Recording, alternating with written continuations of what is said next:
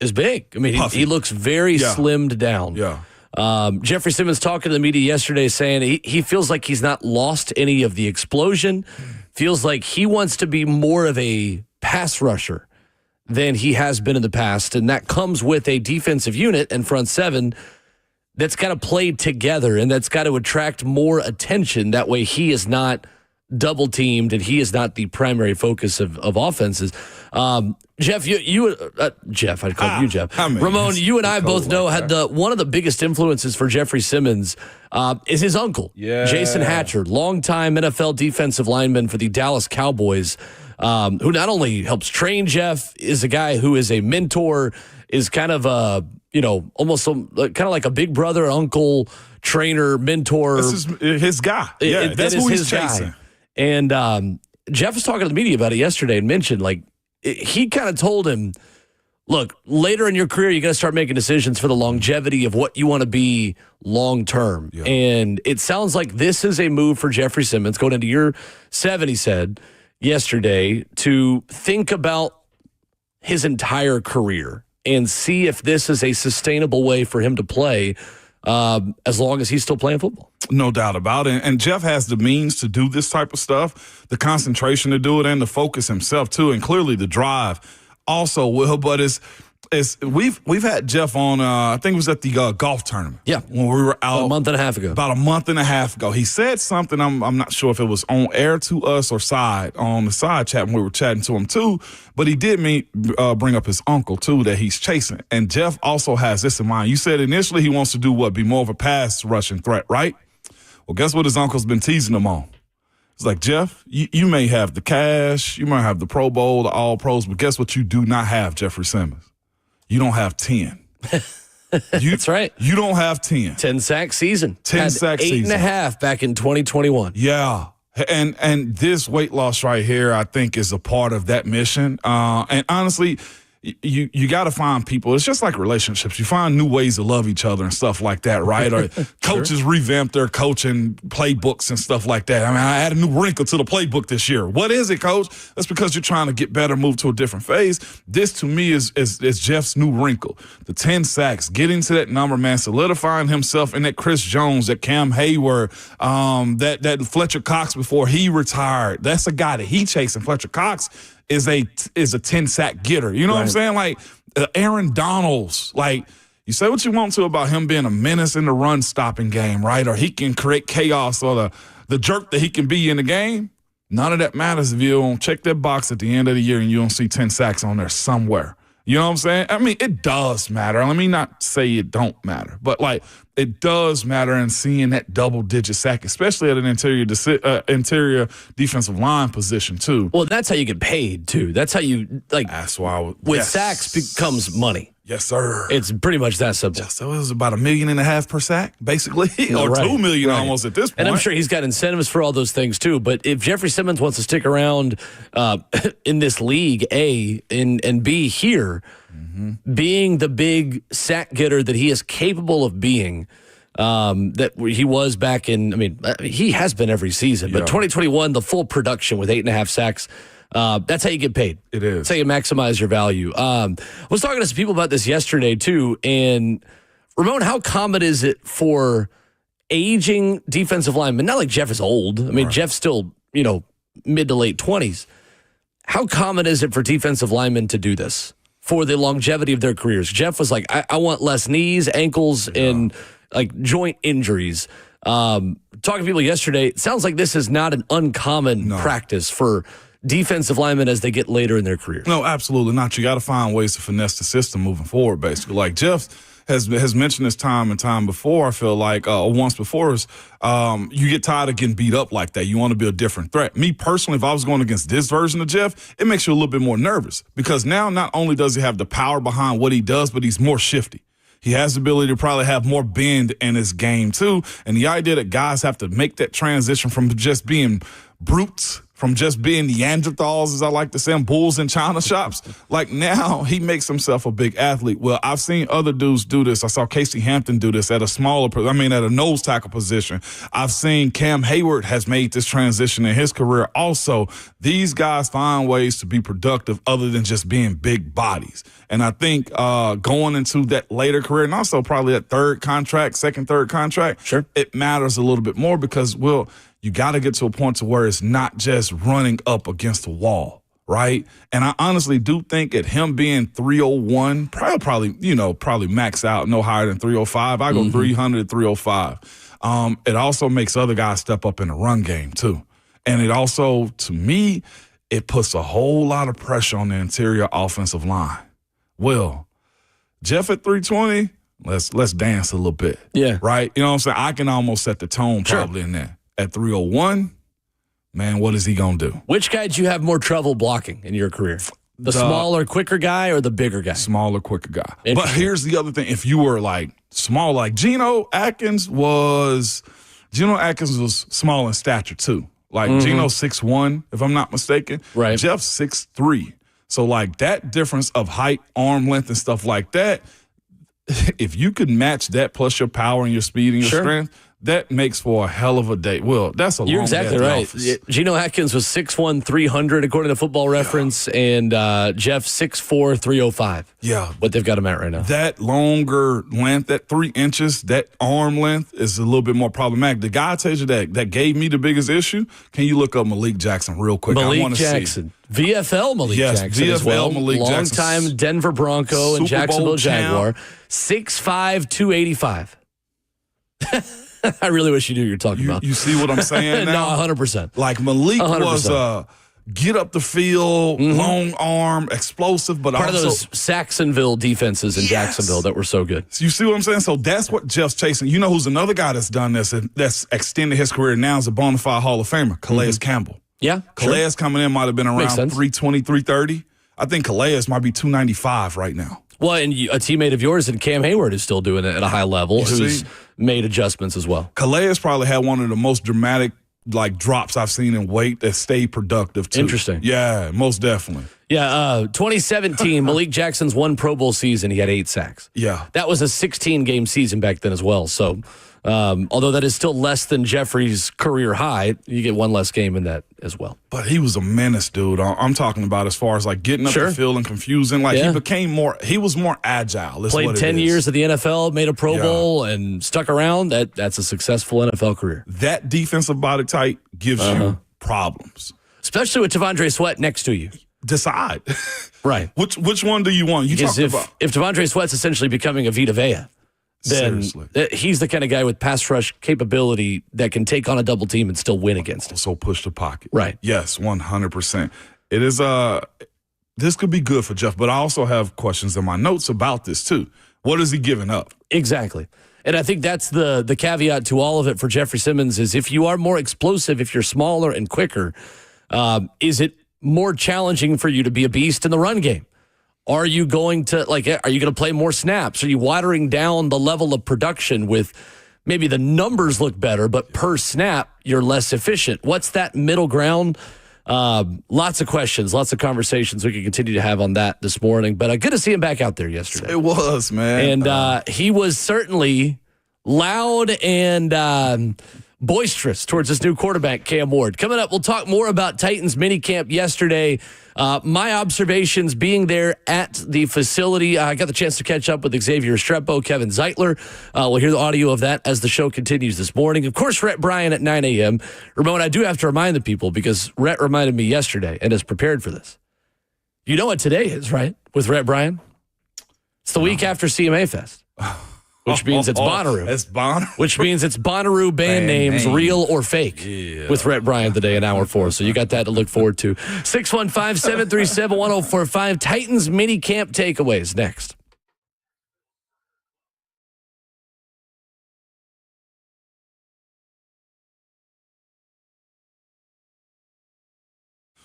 Genesis Diamonds takes financing rates all the way down to zero. Right now, only at Genesis, pay nothing down and get 0 interest for 5 years on any purchase. A handcrafted Tacori ring with GIA certified diamond is only $100 a month. You can get wedding bands, colored bands, fashion necklaces, just $40 a month. Pick any item, pay 0 down, and spread your payments over 5 years, even the sales tax. And how about that amazing $3,000 pair of diamond stud earrings? It's just $50 a month. Luxury pre-owned Rolex watches are also included in. So while interest rates are still high everywhere else, Genesis is offering real interest rate relief, and you need to take advantage of this now. 0.0 for 5 years. That takes you all the way to year 2030. That makes everything more affordable, and it's just the smartest way to buy, too. So don't miss this amazing offer. All natural and lab-grown diamonds are included now through June 30th at Genesis Diamonds. On approved credit, so see store for details. They're located in Green Hills and Cool Springs.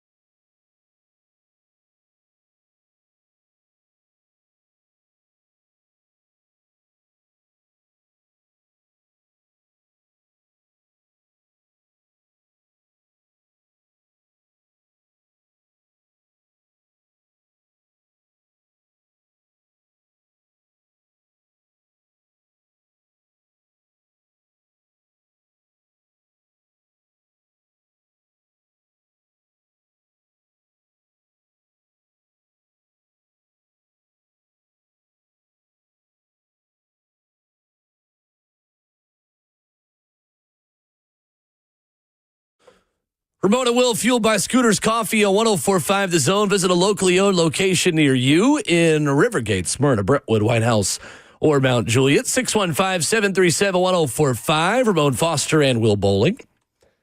Going to hear from Xavier Restrepo coming up in just a minute. Was in on the conversation the media had with him coming off the practice field yesterday. Ramon Foster, he had 6 catches yesterday. 6 catches. Xavier Restrepo. 4 of them from Cam Ward, who was excellent yesterday. There's one area where he is excelling the most that I did not expect that we're going to get to. But 3 catches for Restrepo in 7-on-7. A couple more from Cam, or 1 more from Cam in 11-on-11 periods.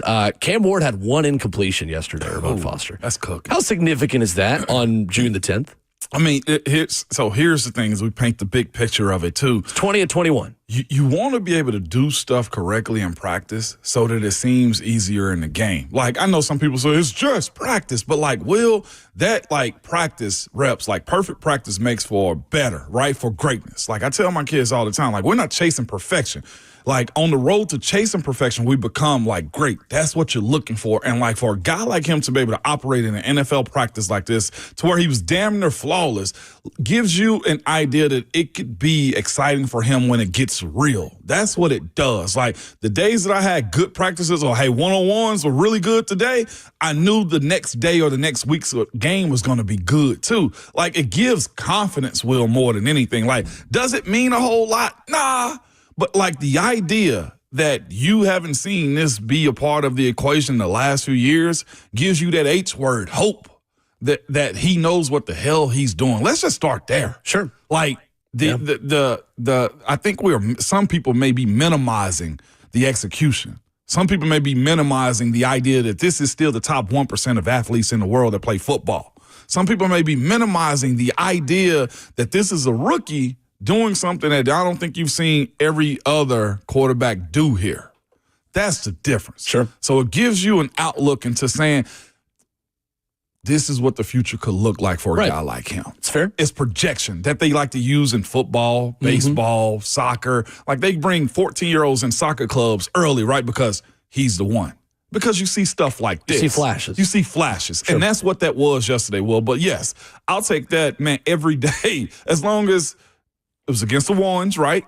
It's against everybody. Against everybody. Yeah. So, yeah, he checked that box for me there. Division of reps is interesting without getting too in the weeds on it and what we can and can't talk about. But it's June, and this staff is embracing that. Cam Ward is getting the majority of reps. I don't think there's any debating that. But it's not always first. He's not leading off every period. Neither is Will Levis. Neither is Brandon Allen. Like, it's usually one of those 3 guys who leads off a period. So it's not your typical, all right, we're going to go 1s versus 1s.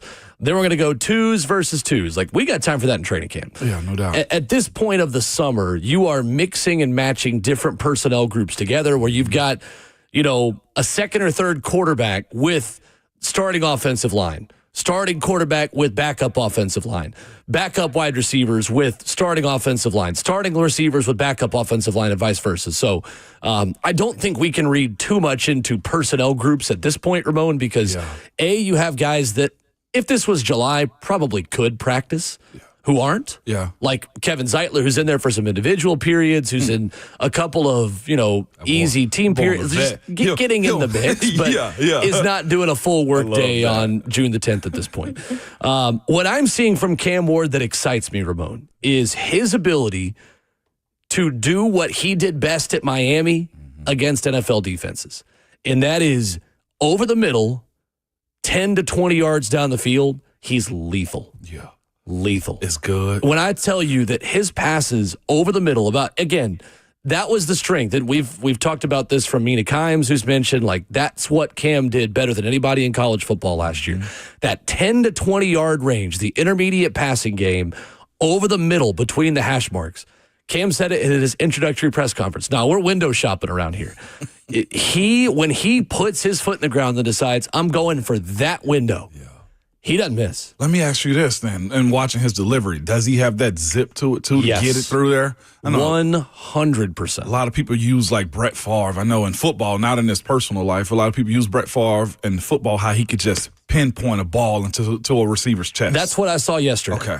A lot of that to Restrepo, some of it to the tight ends. I thought Gunnar Helm was productive yesterday. I think it's going to be hard to keep Gunnar Helm off the field really quickly. It's my rookie class crush.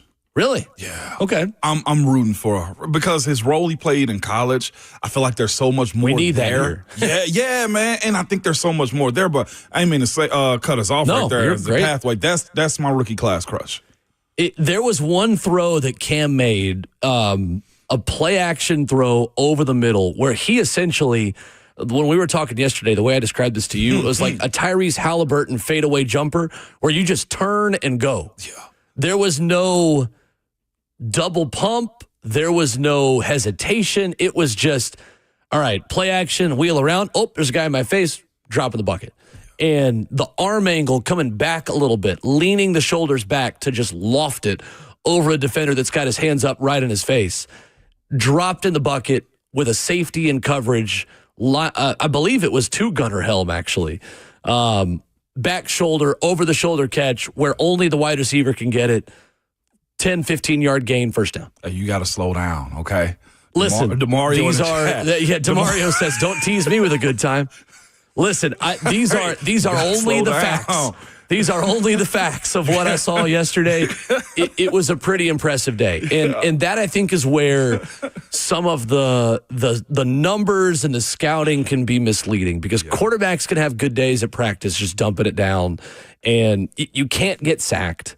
Even if there is a sack that the defense is probably getting credited with at practice, the offense still finishes out the play. So sometimes some of those passes that are being completed, the quarterback would have been taken to the ground in real time. No doubt. In a real game. That wasn't the case yesterday either. He got rid of it. He's getting rid of it quick. The way you're describing that pass to Gunnar Helm, it sounds to me like certain guys have it. You know what I'm saying? Or I tell my boys sometimes, like, how do you explain the do stuff? It's just a feel thing.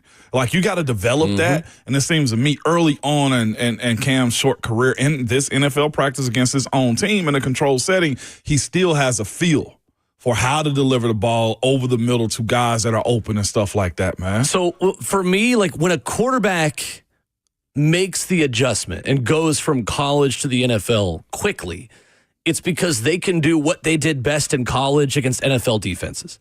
Jaden Daniels is an amazing improviser and scrambler and athlete. Yes, sir. He was able to make NFL defenses look like the SEC defenses that he played against at LSU last season. It's one practice. It's June. Powder is dry. However, Cam Ward yesterday impressed me because he did what he did against Miami yesterday against Titans defenders. That is a sign of a quarterback that is ready to make a good step up and adjustment. Xavier Restrepo yesterday was as big a part of this offense as I think he has been the entire time he's been out there. I know Jim Wyatt talked about that with 3HL yesterday, that Restrepo is making plays.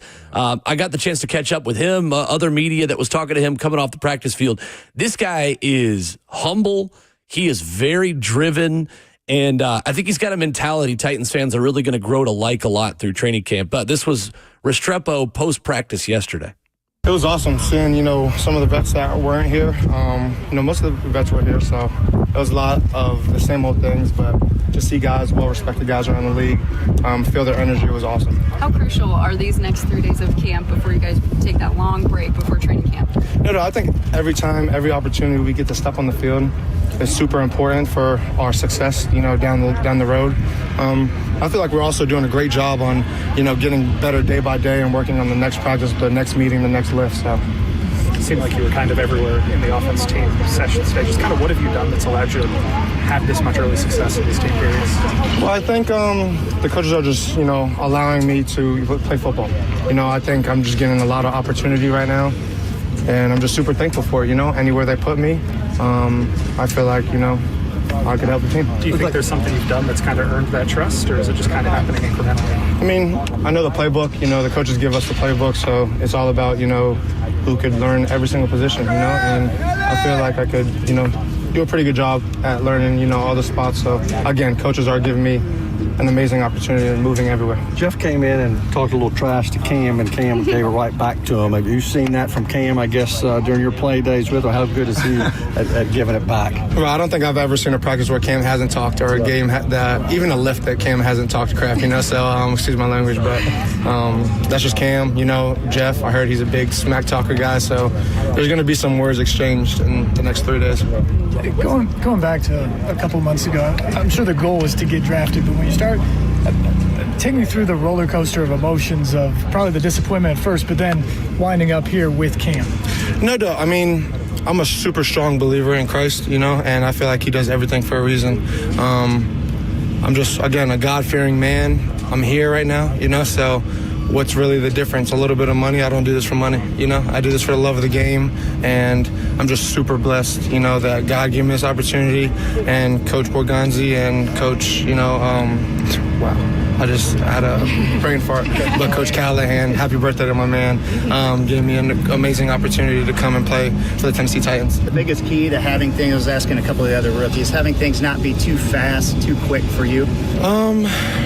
It's football at the end of the day, You're at the highest level there is. So what's really expected is all that stuff. So I think, again, we're just doing a great job as a team, learning every single install and learning, what we're being thrown quick and just executing it at a high level on the field. So that's Xavier Restrepo post-practice yesterday. A guy is uber focused. I asked him later, where do you feel more comfortable now? Is there one thing you've really focused on since you got here? And he was just like, man, it's just football. It's like, I'm just here to play football and just, take it one day at a time.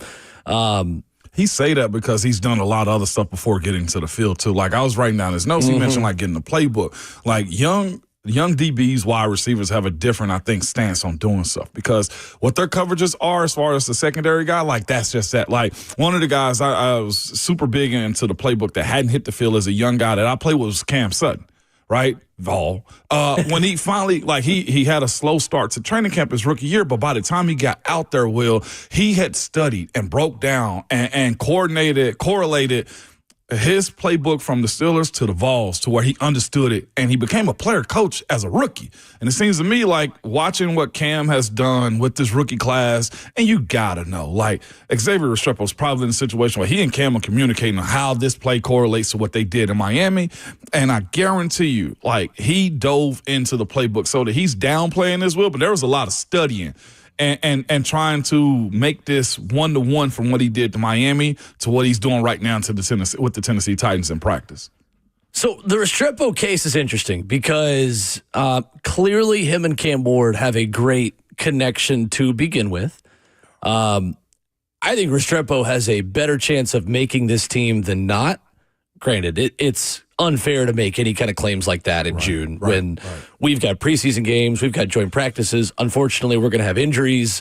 We're going to have a lot of different avenues to have that conversation, when the time comes. But I do think there's an interesting situation developing here, Ramon, because if the Titans see Tyler Lockett as a slot, which we believe they do, and if they see Chimere Dike as a slot, then Xavier Restrepo as a third-string slot receiver behind a guy that was drafted and a guy you signed to bring in as a safety blanket for your young quarterback has to find a way to do something else or has to just pass one of those two guys on the depth chart. And that's going to take a remarkable level of production. Heck, there might not even be any level of production that does allow him to get an opportunity over someone that was drafted, the first receiver this team drafted, mind you, ahead of Elikiah Manor, obviously ahead of him, and Lockett, a guy that you brought in to be the veteran leader of this room, other than Calvin Ridley. It's not to diminish anything Xavier Restrepo is doing. It's simply an illustration that yes, he's doing a good job. Yes, I think Restrepo right now has a better chance of making the roster than not. But he's got to find some other role in special teams to really put him over the top to let him stick on this roster. Otherwise, unfortunately, he's a third-string slot receiver, and that just kind of is what it is at this point. We've had this conversation before. I think the pressure is on Chimray and also Alec Ayumaner, though, too. Because of what Restrepo can do, he's more polished than them right now also. And here's the other part, though, too. Well, I've been in this direct situation. I had a guy that was drafted in the 3rd round in my position in Pittsburgh. We're both rookies. I'm undrafted. And I had a more productive training camp than he did. You know what happened you know what happened when coach and the team set the opening day roster? We had a meeting. I walk into the meeting. Yep. Coach congratulates everybody that's on the 53 men. This is our 53-man roster. And he says, we got some guys that made this roster that probably wouldn't have made it if we didn't give them a big-ass check. It was like, and he called the guy out. Yeah. You're on this team because we gave you $750,000. Ramon outplayed you. You need to do something to get back in our good graces. And that's how it went down. I started 4 games that year. He was inactive the entire year. Wow. So because of that, like, this is a production-based league. Now, to your point, if Chimray's ability to just outplay him, he's probably going to get first stab at it. Right. But if Restrepo keeps popping up the way you say he is, that's hard to keep off the field, no matter if he's a 4th rounder or not. And I think, too, there are different roles, and especially in the NFL, like, not every slot receiver is created equally. Facts. You have the speed burner in Chimray DK that can take the top off the defense as a mismatch against a nickel corner from inside. Yeah. The slot fades, the vertical routes, the improvisation with Cam where, hey, you're going deep. The second Cam starts scrambling out of the pocket, and we're going to see if we can make something out of nothing. Whereas Restrepo can be a specialist on 3rd down and 4 or tight red zone. You need someone. And again, like, none of these things are bad. Like, great NFL teams and good NFL teams have multiple good players who are fighting just to get on the field. Facts. And if that's what this ends up being, that you have Tyler Lockett, Chimray DK, and Xavier Restrepo battling to get on the field, that's going to bring the best out of all 3 of those guys. I don't think any of this is a negative. This is a good problem to have, and quite honestly, if it does end up looking this way and Restrepo's able to sustain the amount of success he's having and Lockett's healthy and, DK is stepping into a larger role and is growing more comfortable, then it's an iron sharpens iron kind of situation. So, none of this is bad, and none of this is a slight to Restrepo. He's just got an uphill battle, and that's life as an undrafted player in the NFL. And here's the other part, though, too. I'm trying to see how many years Chimray DK played in college. So he played, 5 years? Barely played his freshman year, too. Wisconsin and Florida. But Restrepo's had a lot of reps, Will. He's a lot of production and a lot of reps with your quarterback. Yes. Which means something. So, and I want to say this to get out front of it almost because I understand and empathize with those guys, too. That doesn't mean that Alec Ayumaner and also Chimray DK are busts or that they're bad rookies. No. Like, it's just that sometimes, it's just like the kid that's on the flag football team. He's just more mature than everybody right now. It's the way I'm looking at Xavier Restrepo if he does step in front of them in this process. And Ayumaner looks really good, too. You see what I'm saying? It's a I great think, problem, as you said. I think in terms of building a roster and picking who your 6, 7, 8, however many wide receivers are, like, Alec Ayumaner's not even really competing with Xavier Restrepo. Those are totally different positions in this offense. Like, Alec Ayumaner's an outside receiver. Restrepo's inside. Like, Restrepo's competing more with Mason Kinsey, with Jaquan Jackson, with James Prochet, with a lot of those slot interior guys. And Alec Ayumaner is more battling with Bryce Oliver. And trying to back up Traylon Burks. And Traylon even just coming off an ACL. He's in the competition right now because he's coming off an injury. He's been rehabbing. So the wide receiver position conversation is going to continue to be very interesting. But Restrepo impressed me yesterday, and Cam Ward definitely did. 615-737-1045, the number. NFL headlines, there is one potential Titans free agent target who I think might be off the board because he's telling folks that he wants to go back to where he was last year. We'll talk about that next.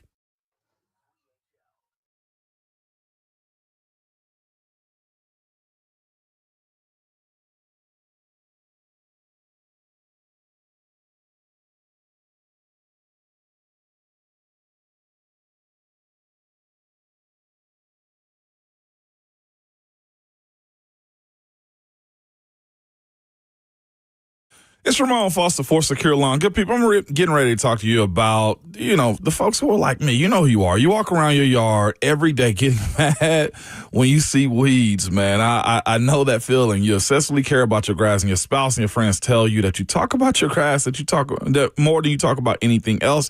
It's because you want to be the envy of your neighbors. Listen to me. I got a company that can help you be the envy of your neighborhood, and that is Secure Lawn. They want to create lifelong customers by providing a prime service. And what does that mean? It means their team members will be properly trained and prepared to provide you a service that will make you a lifetime customer with the expectations that they meet and overmatch anybody else, man. Secure Lawn, they aren't interested in a bunch of sales. Absolutely not, man. They want to make you feel good about your yard and the company that's serving you. And right now, I promise you, if you're seeing crabgrass, broadleaf weeds around your yard, they are the company that can get it done. They don't cut yards and trim trees and plant shrubs and stuff like that. No, they are just focused on making sure that you have the right fertilizer and weed control so that you have the best grass in the neighborhood. They're family owned and operated, and they are local. They've been servicing Middle Tennessee for over 20 years. They're punctual and got a quick response time, and they service all types of grass and yards too, man, from residential, commercial, and even athletic fields. So go ahead and reach out to the company that I trust, man, so we can get through this summer and get ready for the fall so you have the best yard in the neighborhood. You can call them at 615-893-8455 or go to securelawn.com.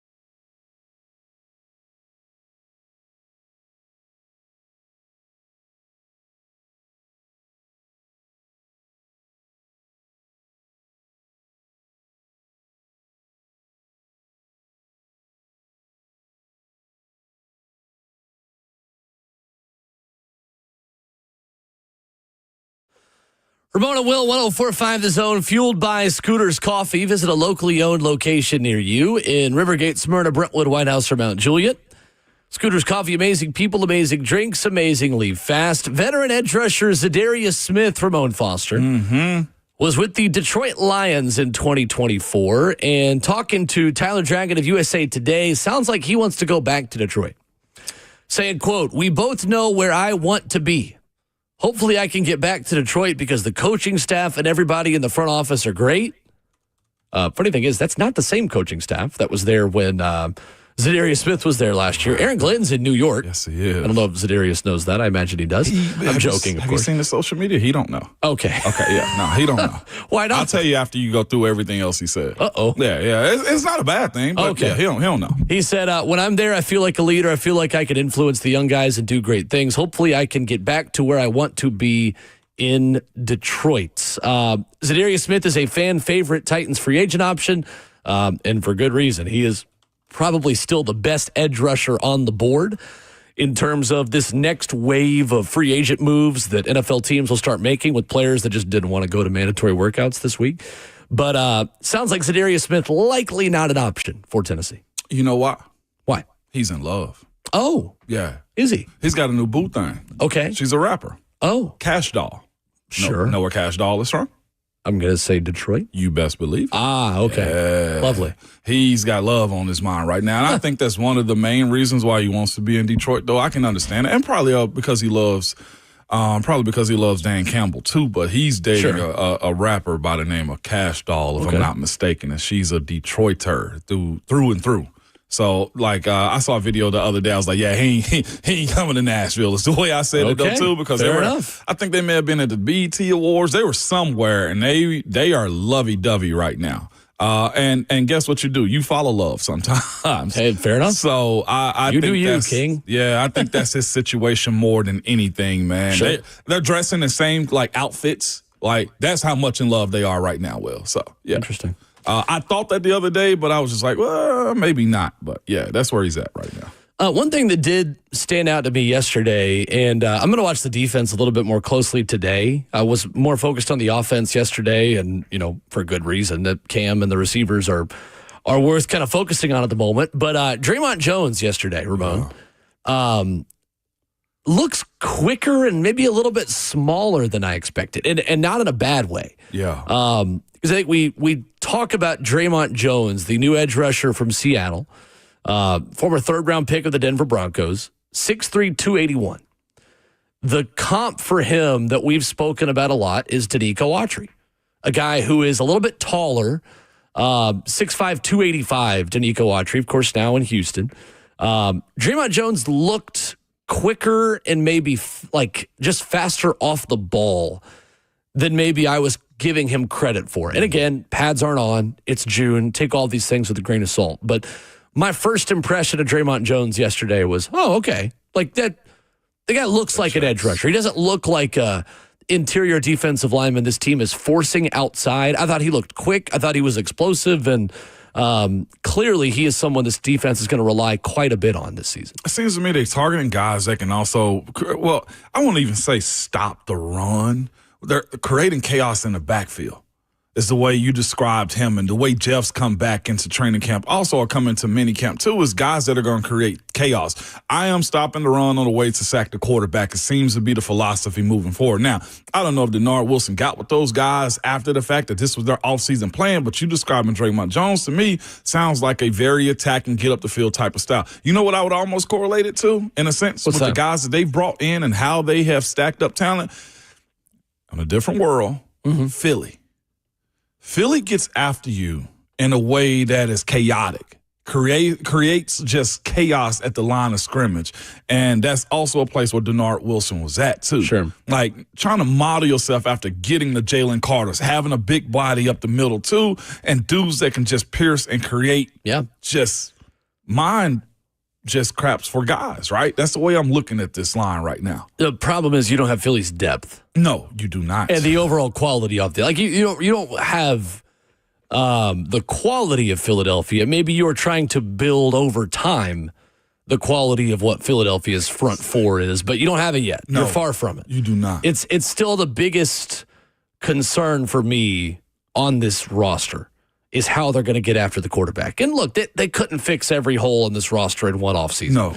And if you try to chase filling every single hole, that is where you box yourself into bad contracts. That is where you don't build this thing for the sustainable future of what Chad Brinker and Mike Bergonzi want this organization to be. But that is still, I think, the biggest weakness on this entire team is how they're going to get after the quarterback, because one of those guys goes down and all of a sudden you've got really unproven commodities getting after the quarterback. Because you got to think, too, like last year, this was a lot of new for everybody inside the building. There was the Nards picks that he didn't have, right? And you finally getting the opportunity to have influence on the front office, like, hey, I want this guy and that guy.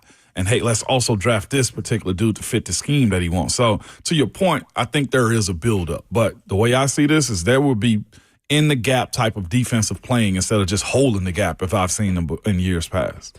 Coming up, you'll hear from Tennessee Titans defensive end Jeffrey Simmons talking about his decision to not be in Nashville for OTAs, plus why losing weight is important for him both in the immediate and long-term future. We'll start hour 2 with that next.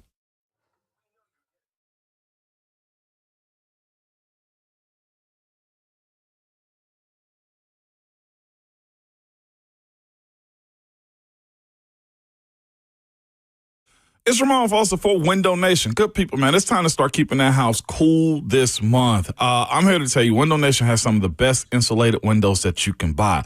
Their windows, hear me out, they frequently outperform and outlast. That's the best part of it. The ones from the expensive guys. You can save money every month with Window Nation windows. And people are talking about Window Nation windows, too.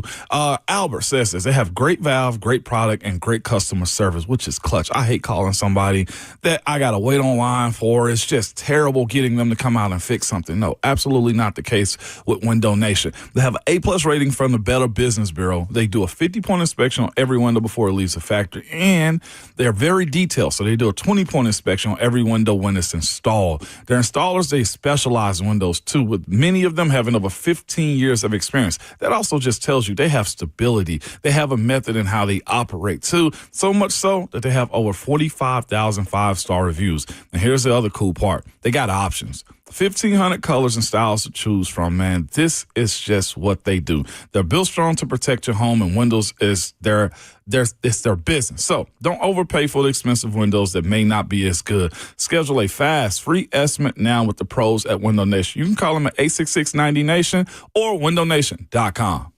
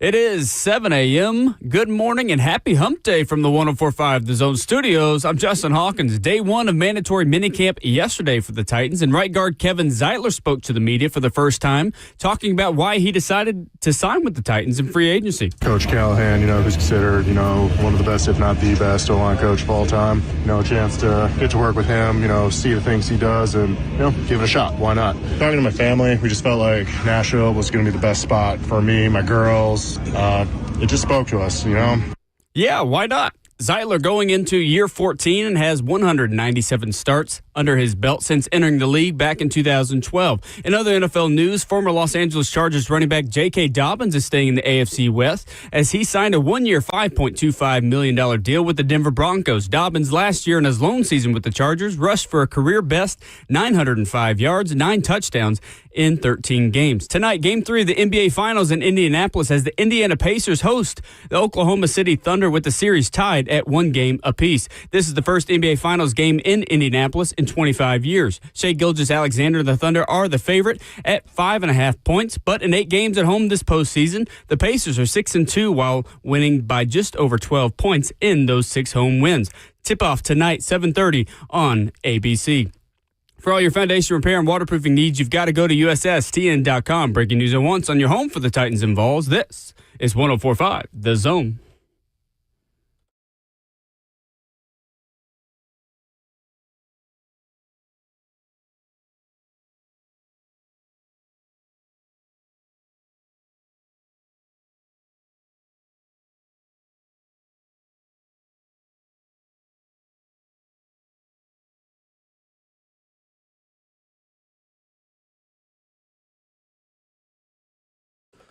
Ramon Will, 104.5 The Zone is fueled by Scooters Coffee. Hour number 2 getting started on this Wednesday morning. Visit a locally owned Scooters location near you. Rivergate, Smyrna, Brentwood, White House, or Mount Juliet. Amazing people, amazing drinks, amazingly fast. Alongside the 11-year NFL vet, Vol Network analyst, Ramon Foster. I'm Will Bowling. Justin Hawkins, our producer. 615-737-1045. Hello. Hey, Hawk. Good morning. Morning. Very good What's morning. up to you?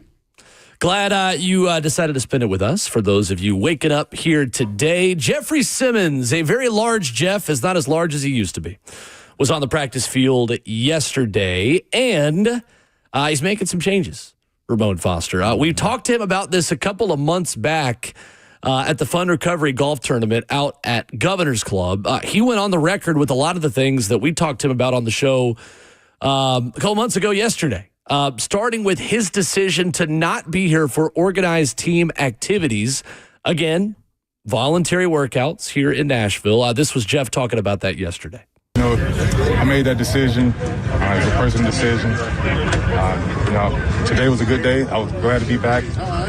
Like I said, that was my decision. It was a personal decision, and that's pretty much what it was. And like I said, it felt great to be back out here today. What led into that decision to stay away? Like I said, it was a personal decision, and like I said, today I was back out here full of energy. It was great to be back out here with the guys. Personal football decision? It's a person from football, off to everything. Like I made that decision because of me. Personal decision from Jeffrey Simmons. Yeah, Jeff, guys got stuff to do in the offseason. Guys got different methods to be in a good space for themselves. That's just simply what it is. He was about to go further. It seemed like it was like some personal. So there's no telling what Jeff has going on personal, professionally, and just, he's got a new fishing team too. It's the offseason for a guy like him. I'm not sure if he got a fishing team, but I do know he's been enjoying himself, man. To me, Jeffrey Simmons has proven he can go do stuff on his own, come back and be the best version of himself. Not everyone has that luxury. To me, hasn't Jeffrey Simmons earned that? Yeah, yes. When guys do this stuff, and we've talked about this with players in the past, Ramon. Yeah. Hey, I got my own trainer. I'm not going to be here. Comes back, hamstring injury. Yeah. That's not Jeffrey Simmons. No. If Jeffrey Simmons is consistently unavailable, is checked out, none of those things have been Jeff. And the injuries that he has had are because the guy's out there playing a lot of snaps, doing a lot of things for this defense. Would I have liked for him to be here? Sure. Like from a leadership perspective, from an off-field perspective, would there have been value in him being here? Sure, I can make that argument. But at the same time, he's proven he doesn't need to be here in 2 weeks of OTA practices without pads on to be at his best. And once you've proven that to me as a vet, whatever it takes to be the best version of yourself, go do that. Fine with me. Did you see any pushback of him not being there? Like, there was a jolt of excitement because he was out there, correct? I mean, there's nothing you could notice out of the practice field. I mean, obviously we're not in the locker room, but like, it doesn't appear that his teammates are really taking it personally that they were here and he's not. I think Jeff has also earned the respect of his teammates enough to say, like, the guy's had such a high level of production and consistency that, like, who are we to tell him from the outside what he should be doing this time of year? Clearly, his process is working for him. It is, and that's the other side too. I feel like a lot of times we'll double down on like players that have personal decisions to step away and just be in their own training regimen, right? But that's what they're allowed to. You guys got to understand, we're speaking about like the CBA and what it pertains to. This is voluntary this time of the year. Mm-hmm. Now, there is team pressure. There's peer pressure that goes into showing up and stuff like this.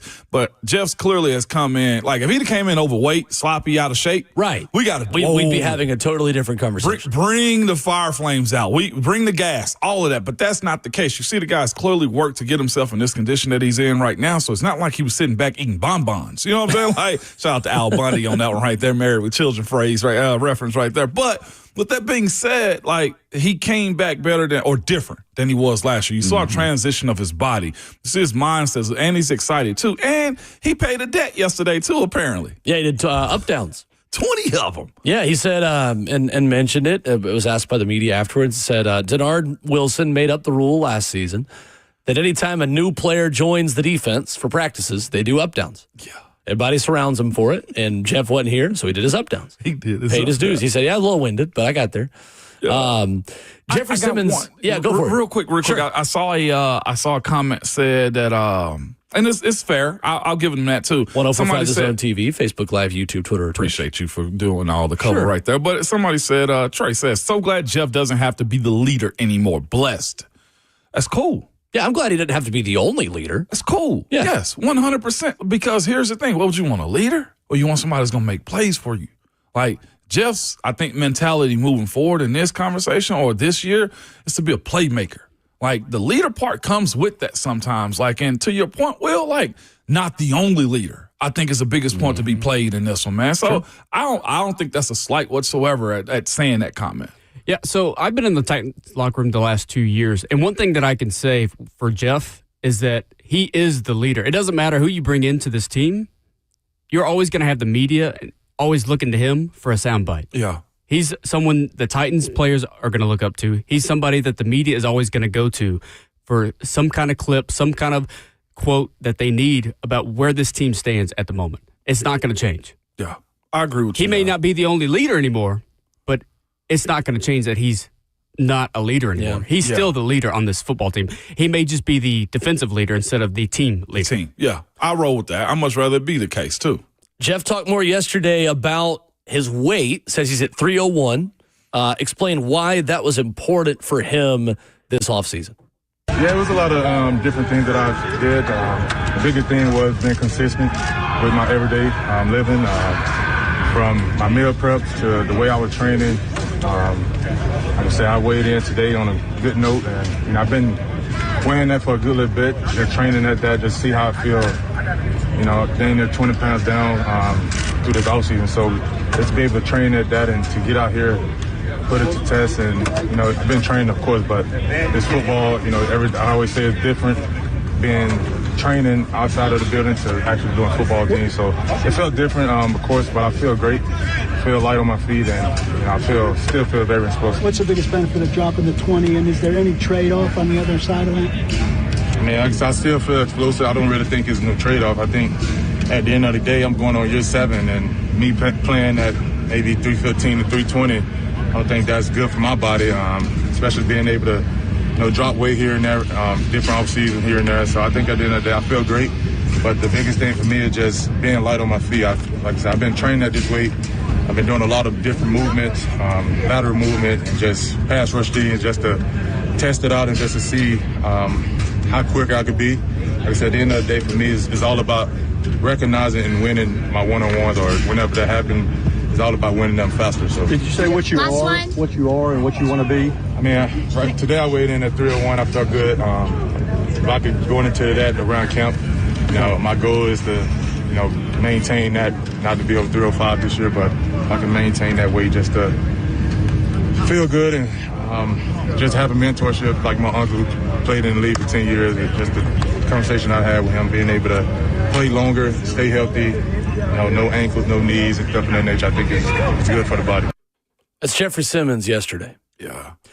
To me, it feels like he just switched from driving a Camaro to driving a Corvette. Yeah. He's driving a smaller, faster car in that new frame and body than the horsepower that he had last season, where it might take longer to go 0 to 60, but you've got a little bit more power behind it. Jeff trying to get used to that. Talk me through that, Ramon, if you will, of just the different feeling that 20 pounds makes. Oh, my God. Like, how big of a difference will that feel like for Jeff, who literally, that's the best way I can describe it. It's like going from driving a muscle car to a little bit of a smaller sports car. Yeah, it's for guys that have done that and walked that pathway and reinvented themselves too. It just makes you feel lighter, more invigorated, Will, to where you don't think about movement. You don't think about the pains. You don't think about, hey, man, I got to get myself going. Like Jeff spoke about it, like he's instantly going, and just the idea to him, it's like, man, I want to win, but win quicker. You described it. Your analogy was perfect. You said I went from being a wide body to give me a real sports exotic car is what he turned himself into. Now, that part of it to me is the number chasing, and that's fine because those guys that play that position, they get hit, number one, on the interior side of the ball, and if they can't be a run-stopping pass sack getter, right, then that's problematic for them. Their careers end sooner. Next thing you know, they're bouncing from team to team.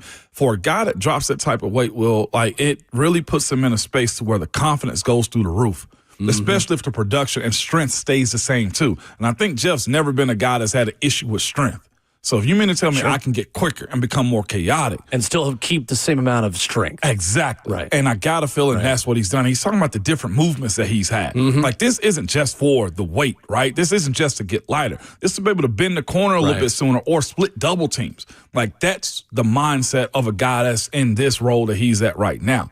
But more than anything, Will, it changes the way you got to think about what you're about to do. You want to think that you're adding a skill without taking another strength away is the hope. Time will tell what this means for Jeff. I don't think anyone knows until we see him out there on the field what a lighter Jeff means in terms of production, in terms of run-stopping ability, and all those things.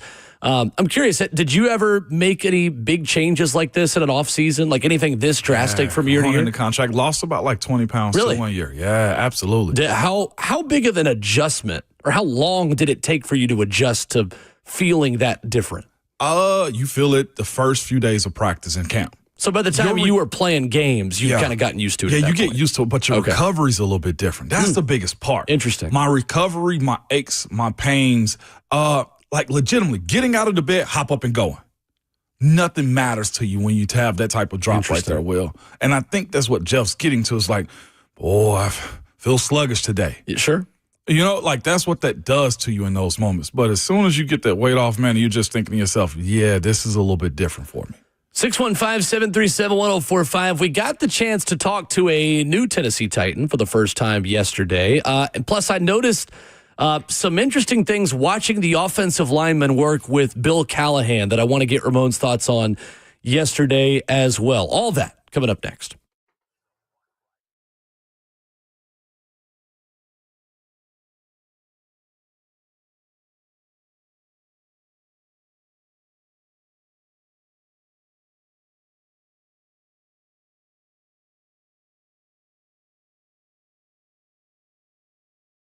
Hey, it is Will Bowling from my friends at League Company. When the heat rises outside, your home's air conditioning shouldn't let you down.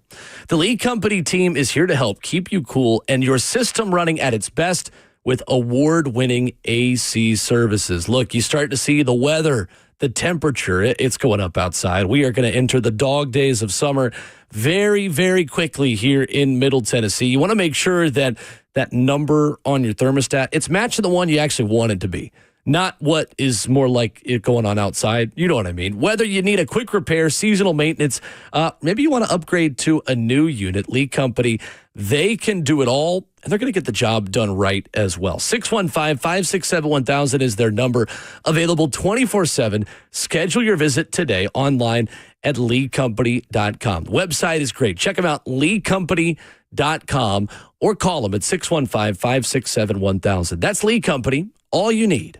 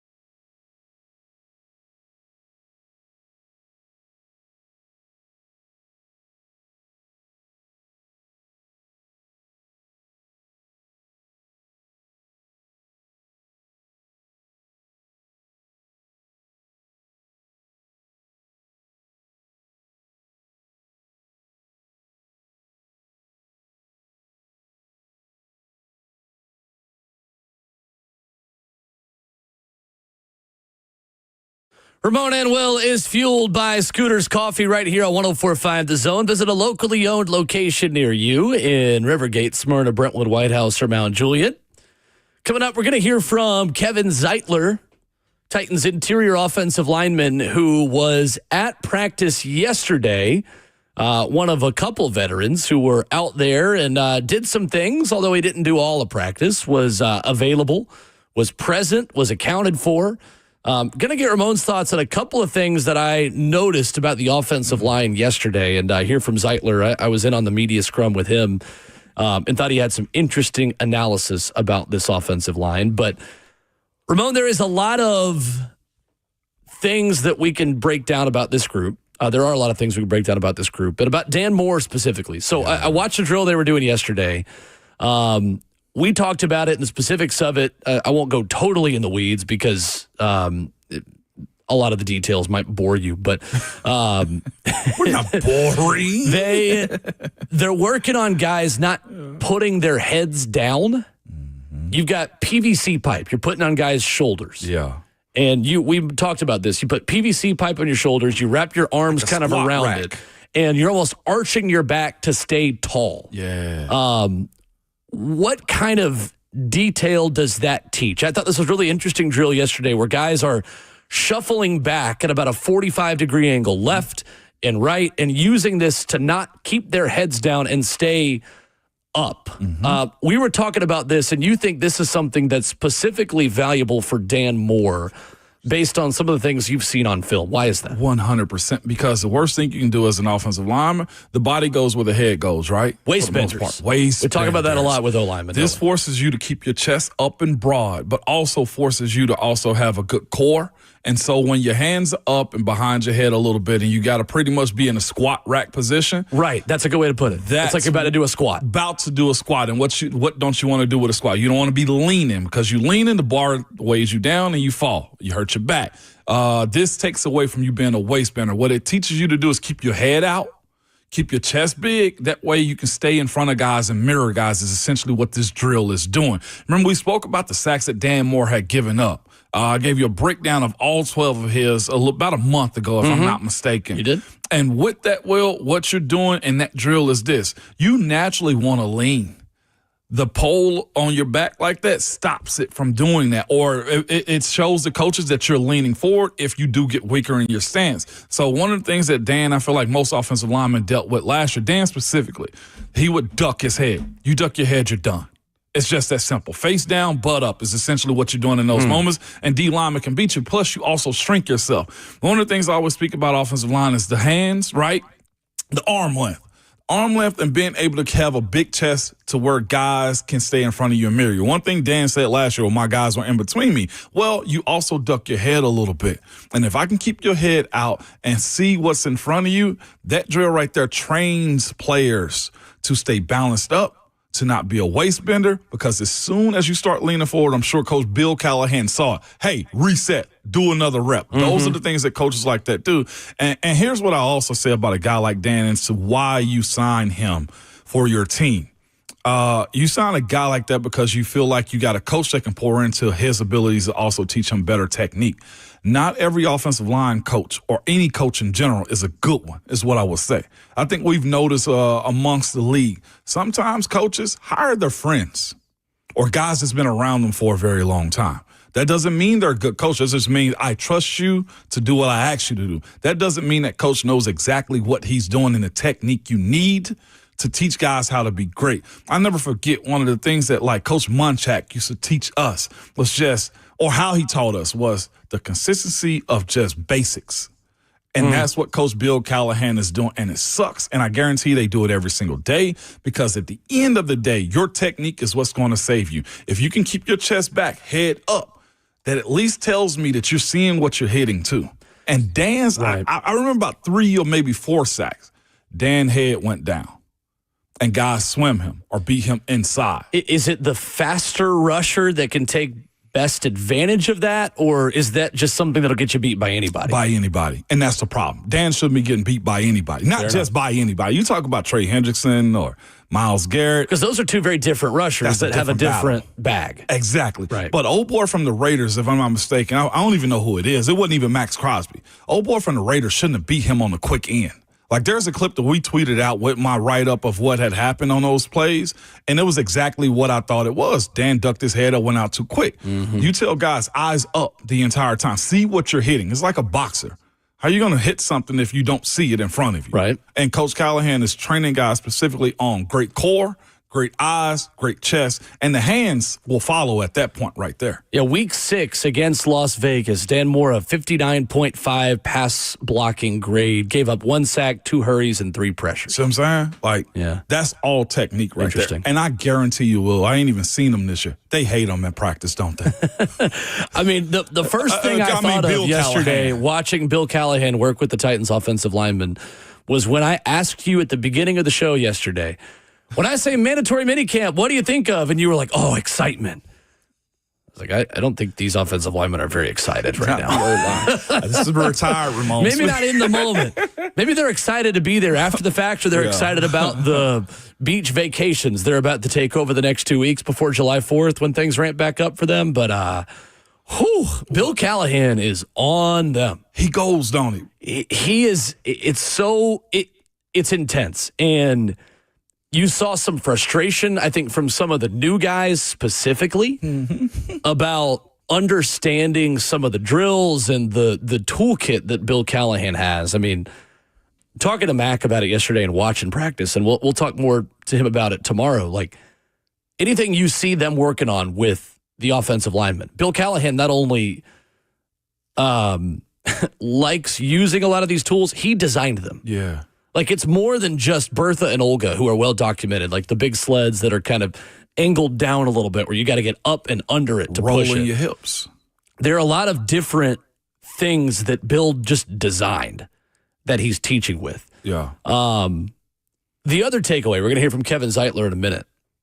That dude, for anyone who's watched Game of Thrones, is built like the Mountain. Big barrel chest. He is thick in the uppers, meaning like his chest is just wide. Yeah. He doesn't look overweight, doesn't look too big. Like, Kevin Zeitler is just, they're just some people you look at him like, that's a large human being. Kevin Zeitler is a large human being, but he wears it really well. It's not, obviously this late in his career, it's not baby fat. Right. Like, he doesn't look round. Yeah. He's thick, if that makes sense. It does. But his lower body, too, that dude has some of the biggest calf muscles I think I have ever seen on a football player or just a human being in my life. Yeah. He is, he's pro. Brian Callahan mentioning yesterday he was going to get back in the mix. Obviously was not around for some of the OTA practices on the field, even though he was in the building. This was Kevin Zeitler yesterday post-practice. I asked him specifically, what do you feel like was different about Bill Callahan versus other offensive line coaches you've talked to? Here's Zeitler. I think the chance to work with Coach Callahan, who's considered, one of the best, if not the best, O-line coach of all time. A chance to get to work with him, see the things he does and, give it a shot. Why not? On top of that, obviously, having the early pick, a fresh, exciting new QB like Cam and, having him here, watching what he's doing, it's like, all right, things could change quickly and, time to go and buy and let's be part of that change.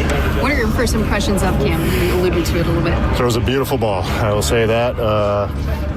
Just being out here, he's picking it up, he's figuring it out, but he's also making plays on his own, and it's like, it's a good thing to have. What's different about the way Bill operates with you guys, maybe that's unique from other coaches you've been with? Very, very detail-oriented. From day one on, it's been nonstop. Even when I was zooming in, it was nonstop, and that's good. You need that intensity, that desire for detail, the desire to be great every day, and it's infectious. And the way the group, they've been working, it's really cool to watch, and I'm glad to finally be out here being part of it. How crucial are these next 3 days with the team before you guys break for it? It's a great, it's pretty big. You want everyone to give their all out. You want everyone on the team wants to know where everyone's at. So going into the break, they know what we need to work on, what we need to do, if there's things we need to change, yada yada yada. But it's also great to see, who can pick up and learn in the last couple weeks. And, it's awesome to be a part of it. And let's go. How eager have you been to up the reps on the field with that first unit? And at your stage, how important is it to balance that at this time of year, too? Yeah, there's definitely the player guilt, having not been out here the last couple weeks. But, I appreciate the coaching staff coming with a great plan. Honestly, it's protecting me from myself half the time.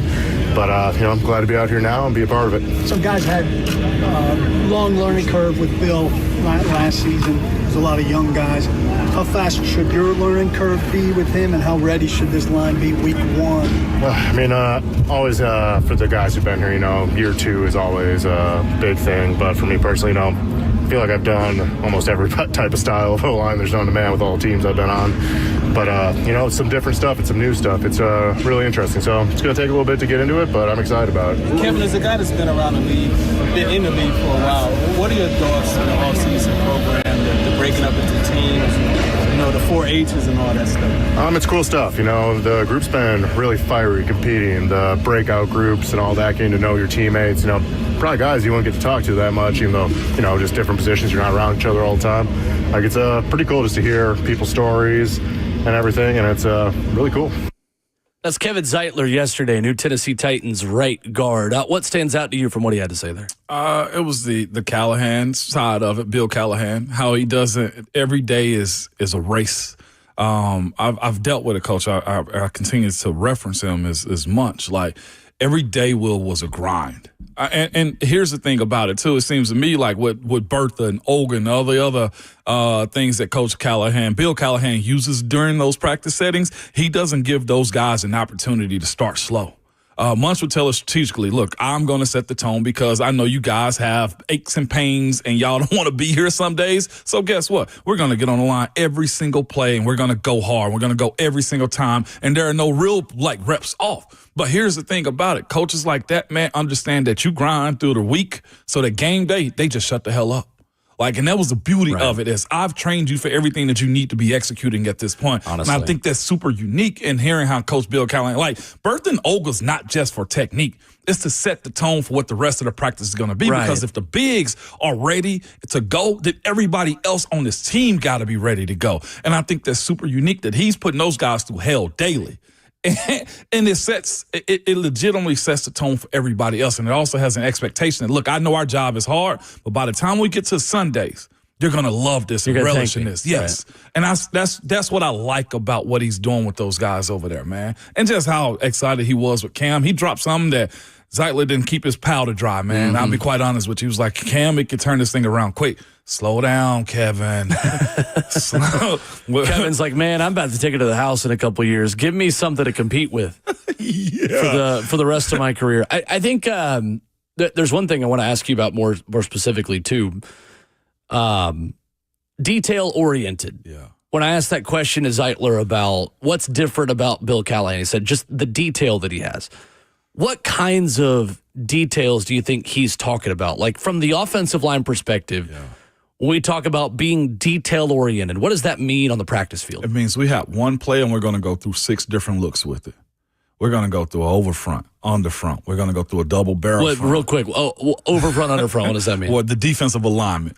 Okay. You're in the 3 technique or is in the 1 technique, and that's the opposite for the other side. So reading what the defense is doing and then making adjustments for that play based on how the defense is lining up. You basically can't be a dummy with Coach Bill Callahan. Right. My job you got to be a student. You got to be a student. Yeah. And we spent I love meetings because I love film.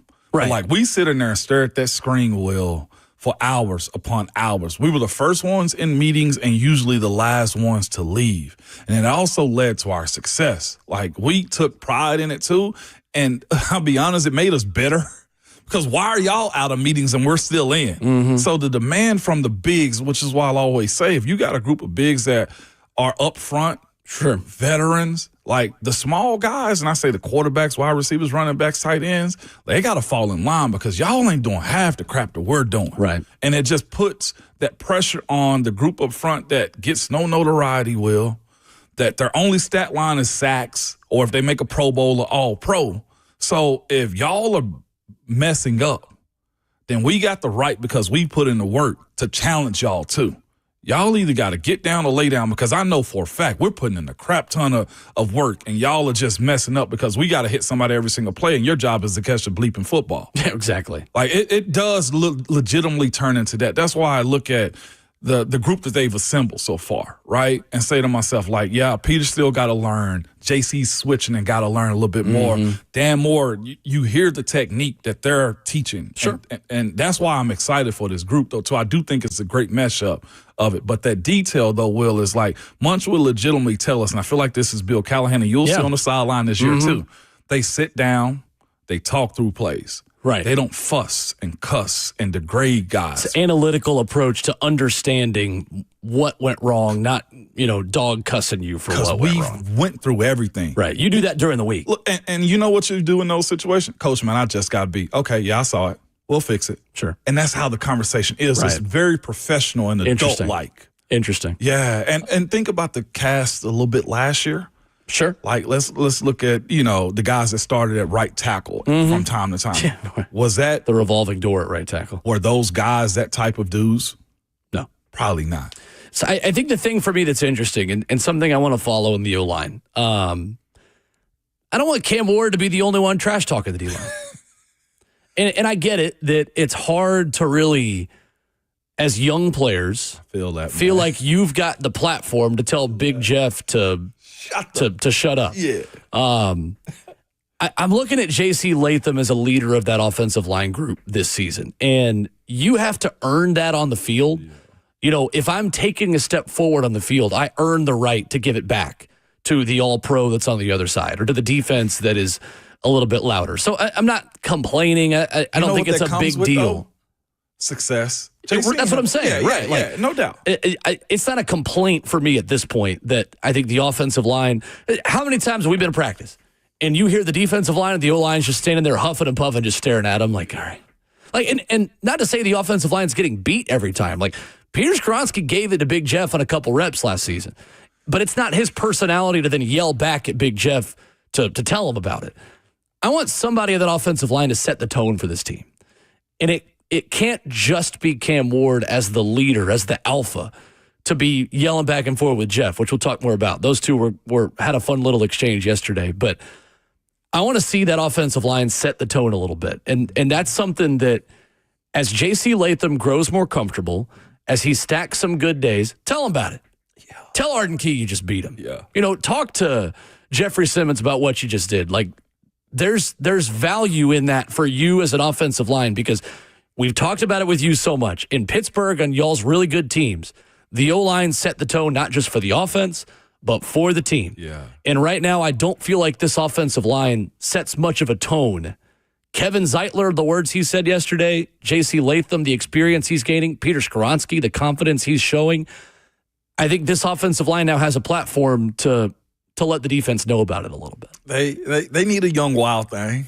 That's what you're saying. I completely agree. Yeah, they do. And Lewan, for however you feel about Taylor Lewan, Taylor was so good at that in setting the tone for the entire offensive line. He was the spokesperson for that team. And sometimes he said some things he'd probably regret. But you know what? Good. Yeah. Part of it. The official in there said, I don't need the offensive line to talk smack. I just need them to protect the quarterback. I like them to do both. That comes with it. Yeah, those two are correlated. Will. Those two are correlated. Now, no doubt. To your point, more time, more success. Yep. More time, more success. Dan does it. He does. Left tackle, but Dan Moore. But he also is new. He's still trying to figure guys out, and pads aren't a part of the equation. I don't know Lloyd. I don't think Lloyd is one of those guys, too. I don't think Peter Lloyd is. Cushenberry. No, yeah. I'm looking at – you don't have to be a guy talking trash, but J.C. Latham has the personality to step up into a leadership role, and I think thrive in that for the Titans this season. We might be 1 or 2 cycles away from finding that guy. And that's okay, too, because this group is still pretty young. 615-737-1045 is our number. Open for your reaction on the phones here on Ramon and Will. Brian Callahan talking about L'Jarius Sneed. We'll play you what he had to say next.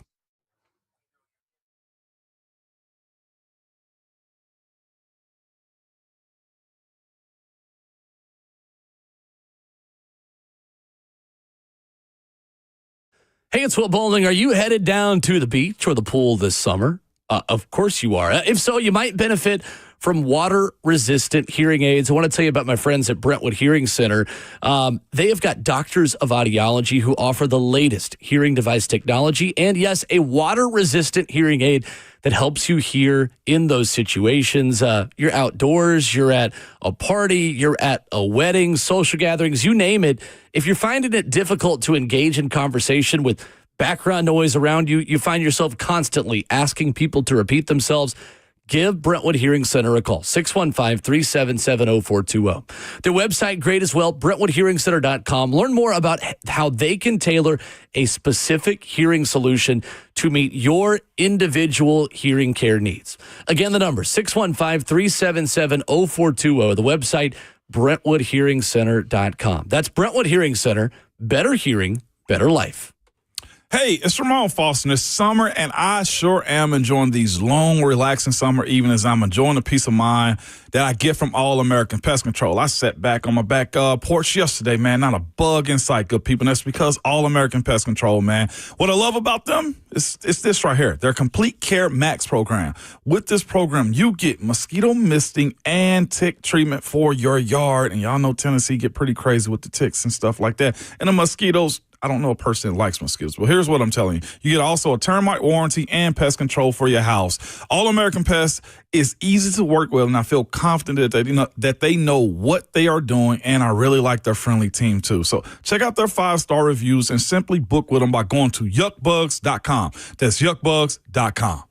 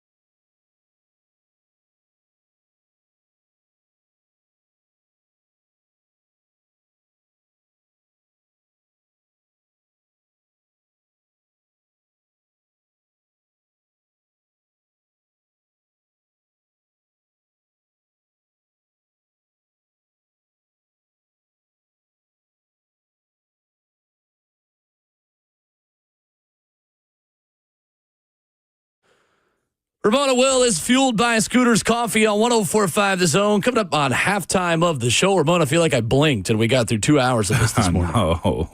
If you missed Xavier Restrepo talking to the media this morning, we'll replay that for you coming up in a minute. What's a fair expectation for him? Xavier Restrepo over at Titans practice. We'll dive back into that. Plus, Albert Breer with some interesting insight into Cam Ward's first days as a Titan on the Rich Eisen Show that we'll play for you coming up here in the second half of the show. 615-737-1045, our number. But wanted to get into the audio from Brian Callahan about L'Jarius Sneed yesterday. Justin, if we've got that for the people. Talking about his availability. Do they need to get more out of him this year? Could they look to add a corner? Tons of stuff. This was the main headline from Callahan yesterday. I think, again, that's a position that we, if the right guys are available and we can add them, we'll look to add them. I think you can never have enough corners because inevitably that's where injuries occur, especially during training camp. On top of it, the more corners you can have, the better. So there's certainly our eyes are always to the wire, trying to see what's available and who might fit. It's Brian Callahan yesterday. Obviously, Jair Alexander, Josina Anderson says yesterday, 6 teams have inquired about him. I didn't say which ones, just said 6 teams. I don't know if the Titans would be one of them, but regardless, corner will be a position they'll continue to shop with. At what point do we start to become a little concerned with L'Jarius Sneed not being out there? When do you press the panic button a little bit? Considering it was the same process last year and you didn't get him for more than half the games, just a smidge. I'll be quite honest with you, Will. Like we talking beginning of training camp, like joint practices, final preseason game. Like when do you, if L'Jarius is not out there still, at what point does that become a problem for you? If he can't do to me like all of the joint practices, which is probably the most important part of training camp, that's when it becomes a little bit problematic because can you go day after day without having a major setback? Like we don't know like the weight of his knee, like what's going on with it, knee or ankle, I'm not sure. But the quad was his injury last year. It was. Right. A part of me wants to say he'll pro and he'll be available, but he wasn't last year.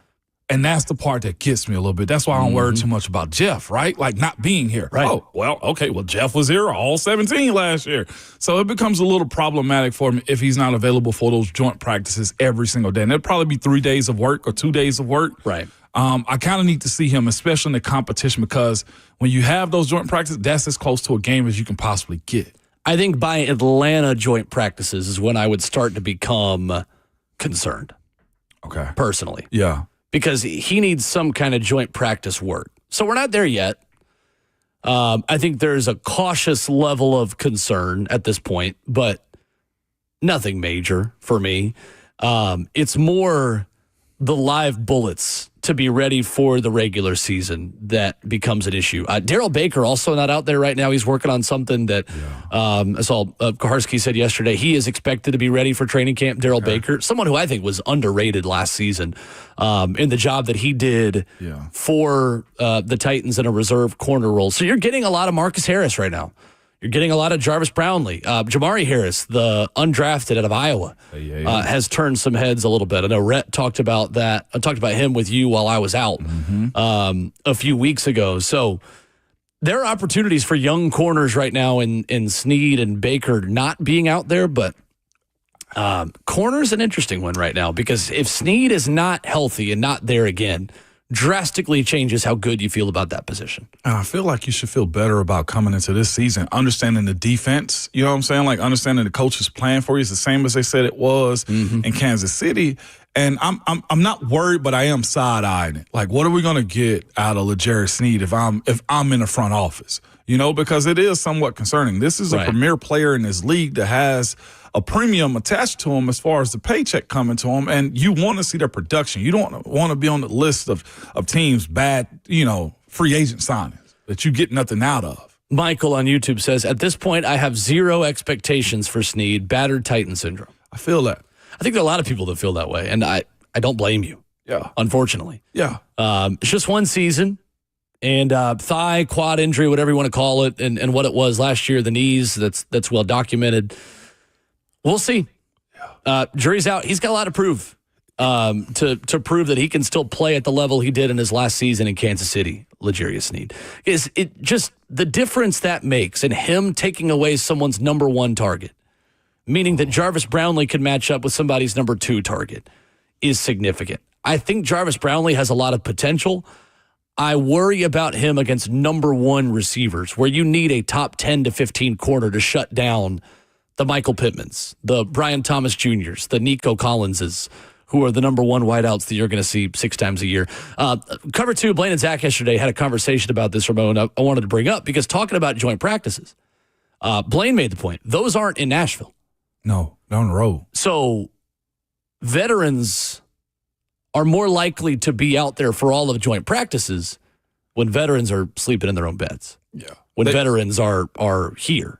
The travel part of it, getting out of your routine.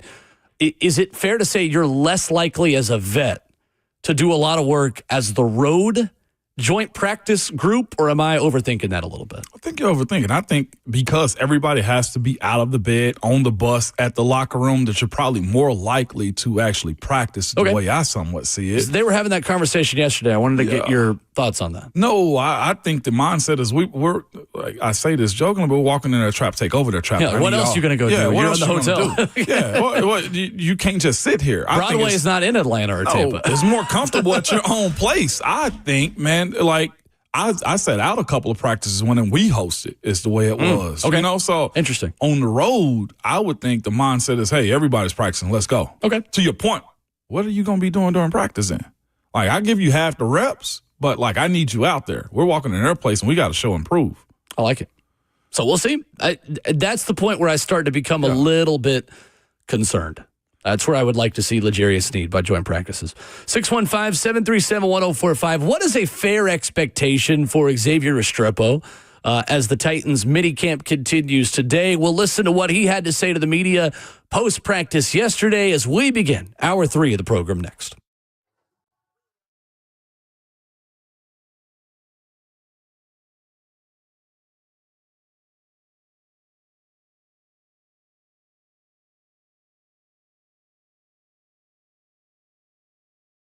It's Ramon Foster for Two Rivers Ford, man. I got a huge announcement from them, Two Rivers Ford. Just in, Two Rivers Ford is now offering employee pricing for everyone. That means you pay what they pay on almost every new Ford on the lot. And at Two Rivers Ford, what you see is always what you get. They don't do things like add expensive accessories or tack on service packages to increase the price of the vehicle.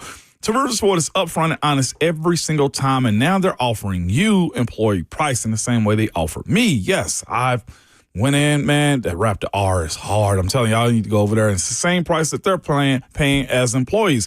And there's no better time to buy American. There's no better dealership than Two Rivers Ford. They're locally owned and operated for over 40 years and home to the non-commissioned sales team. And now home to employee pricing for everyone. From America, for America, Two Rivers Ford, the South's most trusted Ford dealer.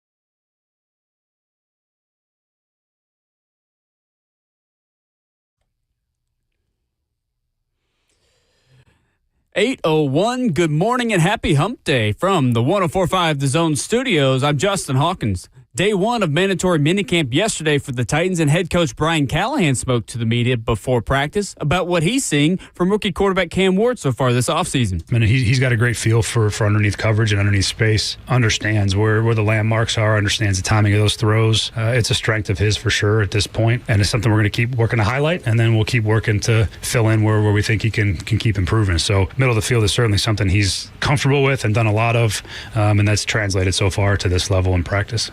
Day two of minicamp is today. Brian Callahan and Titans coordinators will speak before practice, with Callahan at 10 a.m., coordinators at 10:15. And, of course, you can hear those pressers right here on 104.5 The Zone on the Buck Rising Show.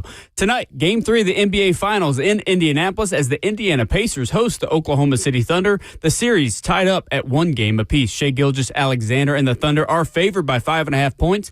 But remember, in 8 games at home this postseason, the Pacers are 6-2 while winning by just over 12 points in those 6 home wins. Tip-off tonight at 7:30 p.m. Central Time on ABC in Indianapolis. For all your foundation repair and waterproofing needs, visit USSTN.com. Breaking news at once on your home for the Titans and Vols. This is 104.5 The Zone.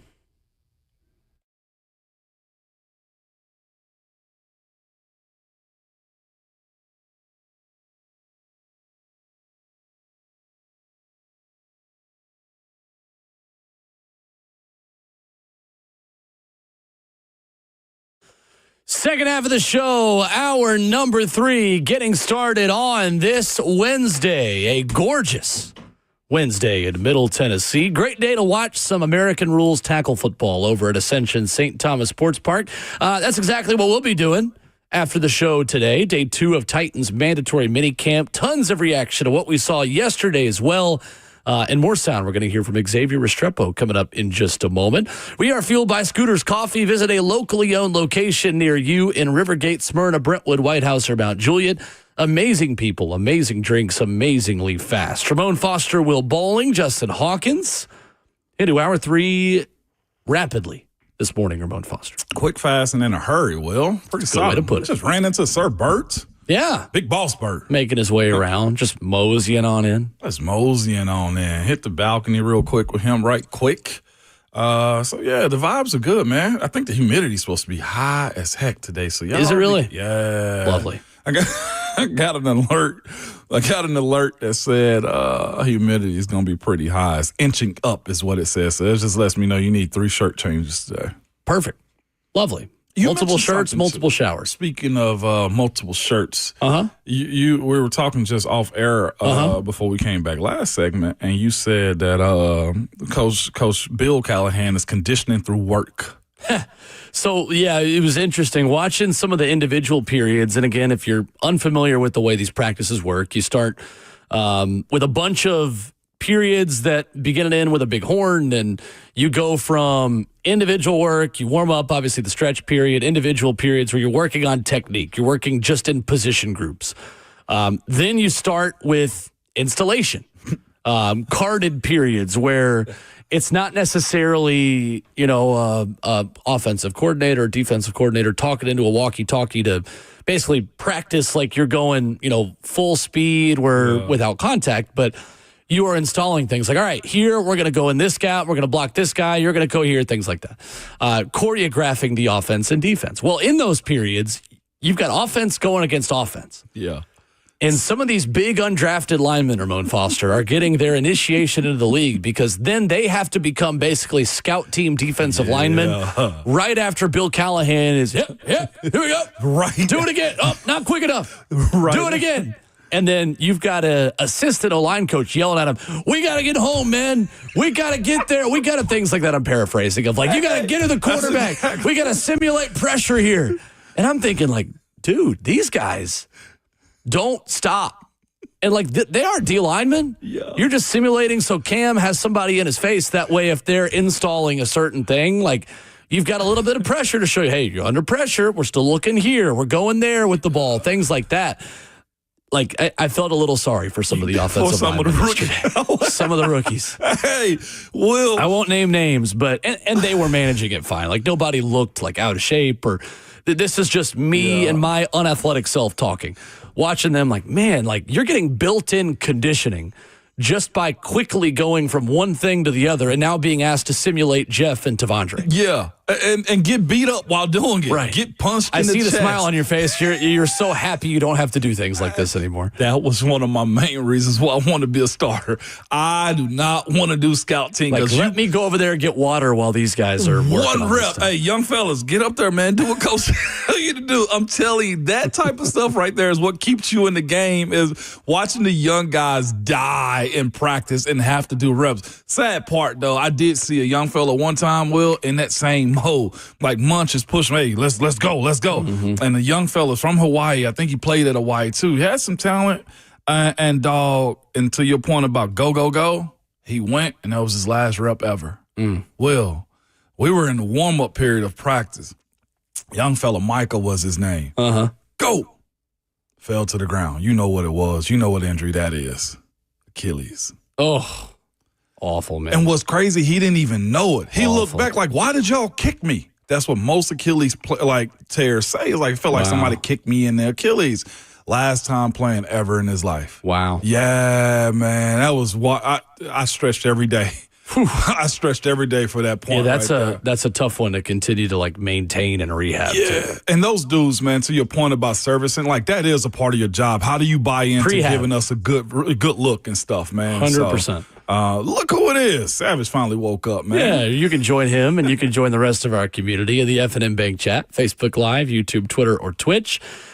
So we had the chance to catch up with Xavier Restrepo post-practice yesterday. The guy is so driven and focused and had a good amount of production yesterday. Had 6 catches in a day where Cam Ward, again, if you missed it, 20 of 21. The only incompletion was also to a player. It was just a defensive player, and Cody Barton, who picked him off. This was Restrepo post-practice talking about what is motivating him at this point of the offseason and the next steps for him in this offense. Seeing, some of the vets that weren't here, most of the vets were here, so it was a lot of the same old things, but to see guys, well-respected guys around the league, feel their energy was awesome. How crucial are these next 3 days of camp before you guys take that long break before training camp? I think every opportunity we get to step on the field is super important for our success, down the road. I feel like we're also doing a great job on, getting better day by day and working on the next practice, the next meeting, the next lift. So it seemed like you were kind of everywhere in the offense team session today. Just kind of what have you done that's allowed you to have this much early success in these team periods? Well, I think the coaches are just, allowing me to play football. I think I'm just getting a lot of opportunity right now, and I'm just super thankful for it. Anywhere they put me, I feel like, I could help the team. Do you think there's something you've done that's kind of earned that trust, or is it just kind of happening incrementally? I mean, I know the playbook. The coaches give us the playbook, so it's all about, who could learn every single position, and I feel like I could, do a pretty good job at learning, all the spots. So, again, coaches are giving me an amazing opportunity and moving everywhere. Jeff came in and talked a little trash to Cam, and Cam gave it right back to him. Have you seen that from Cam, I guess, during your play days with him? How good is he at giving it back? Well, I don't think I've ever seen a practice where Cam hasn't talked, or a game that even a lift that Cam hasn't talked crap, so excuse my language, but that's just Cam. Jeff, I heard he's a big smack talker guy, so there's going to be some words exchanged in the next 3 days. Going back to a couple months ago, I'm sure the goal was to get drafted, but when you start, take me through the roller coaster of emotions of probably the disappointment at first, but then winding up here with Cam. No, I mean, I'm a super strong believer in Christ, and I feel like he does everything for a reason. I'm just, again, a God-fearing man. I'm here right now, so what's really the difference? A little bit of money. I don't do this for money, I do this for the love of the game, and I'm just super blessed, that God gave me this opportunity, and Coach Borgonzi and Coach, wow. I just had a brain fart. But Coach Callahan, happy birthday to my man, gave me an amazing opportunity to come and play for the Tennessee Titans. The biggest key to having things, I was asking a couple of the other rookies, having things not be too fast, too quick for you? I mean, it's football at the end of the day, You're at the highest level there is. So what's really expected is all that stuff. So I think, again, we're just doing a great job as a team, learning every single install and learning, what we're being thrown quick and just executing it at a high level on the field. So that's Xavier Restrepo yesterday post-practice. Ramon, what is a fair expectation at this point for Restrepo? Like, how high of a standard are you setting for this guy who, simply put, is producing? Potential wide receiver 3 or 4. Like getting reps, like being a chain mover. And somebody asked the question, I'm not sure who it was. I don't know the voices of them like that, but why have you gotten more opportunities was a question that was asked. Because he made plays. Like coaches watch that type of stuff. Even if the ball doesn't come his way, they're watching him off the ball, break guys down and say, oh, he was open right there. So that gives him more opportunities. And I do think, Will, given that, okay, the way I somewhat look at it is you got Calvin, probably Tyler, then 3 and 4 is up for grabs for me. It's the way I look at this offense. They could be Alec Ayumaner, right? I think Ayumaner is probably my leader in the clubhouse to be wide receiver 3 at the moment with what he's been able to do so far. That's why I put him at 3 or 4, and that also depends upon Chig, Gunnar Helm, right? Like it's gonna be hard to keep Gunnar Helm off the field the way he's playing right now. And that's where situationally, like if they go 5 wide, like I'm looking at a guy like Restrepo, like depending on where you are at the chains, because I don't know if Calvin's a chains guy. No, he can be down the field. Calvin's a little bit of everything. Yeah, but like having a specialist. That's the way I view him in this offense if he makes this 53-man roster. I gave the scenario earlier where, like, look, in the league, like, they really do believe, like, this is an even playing ground if we are making plays and it's my job to win games. I had a guy drafted in front of me as a 3rd rounder that I played over at the O-line position, and this happens early. I've seen guys like Emmanuel Sanders get reps. I've seen Antonio Brown steal reps from vets. Because of their playmakability, you cannot get away from that. And I don't want to make it seem like this is Cam charity work to Xavier. Clear to me from listening to you and everybody else that's been there, there's no charity. No, and Cam's not the only one finding him open either. Yeah. If Tyler Lockett is a slot receiver, I think things are challenging for Restrepo to be a contributor. Because then you're the 3rd slot receiver on the roster in terms of hierarchy. Lockett obviously would be 1. Chimere DK would be 2nd. Restrepo would be 3rd. I want to pay more attention to DK today. I feel like I'm noticing Restrepo more this early. I also might think I might be looking for it because I'm just really fascinated by this whole story and his connection with Cam. First of all, I think Restrepo needs to sustain this over the course of camp because right now, and that may seem obvious, but what I mean by that is it is natural for Cam Ward to rely on him right away because there's already a level of knowledge and rapport built between those two guys. You hope that Cam develops that with all of his receivers, not just Restrepo, where he can be able to say, yeah, Calvin and he knows what I want from him. I know what he wants from me. Like Elikiah Manor, we're on the same page, right? I think for Restrepo, can you be good enough to where the Titans rethink Tyler Lockett's role? It's not time to have that conversation yet, but if Restrepo keeps doing what he did yesterday, like, I'm not talking about for a week, I'm not talking about for 2 weeks, I'm talking about all training camp. Like, the burden is on him as an undrafted player to do a lot. And they're going to overlook him to become a contributor, 100%. I also think he's good enough to where it's going to be hard to keep him on the practice squad if he continues this. So that also makes you think, like, hey, we can't stash this guy in the practice squad. We got to keep him. But the thing with Restrepo is, like, can you force Lockett into an outside role? That way it's you and Chim DK splitting the slot position. It's too early to go there. That's what Restrepo hopes is happening in late August. You know what I think of him, of Restrepo? If he had probably about 3 more inches on him, height, I mean, if he ran a 4.7 even, right? 4.6. Right. Puka Nacua.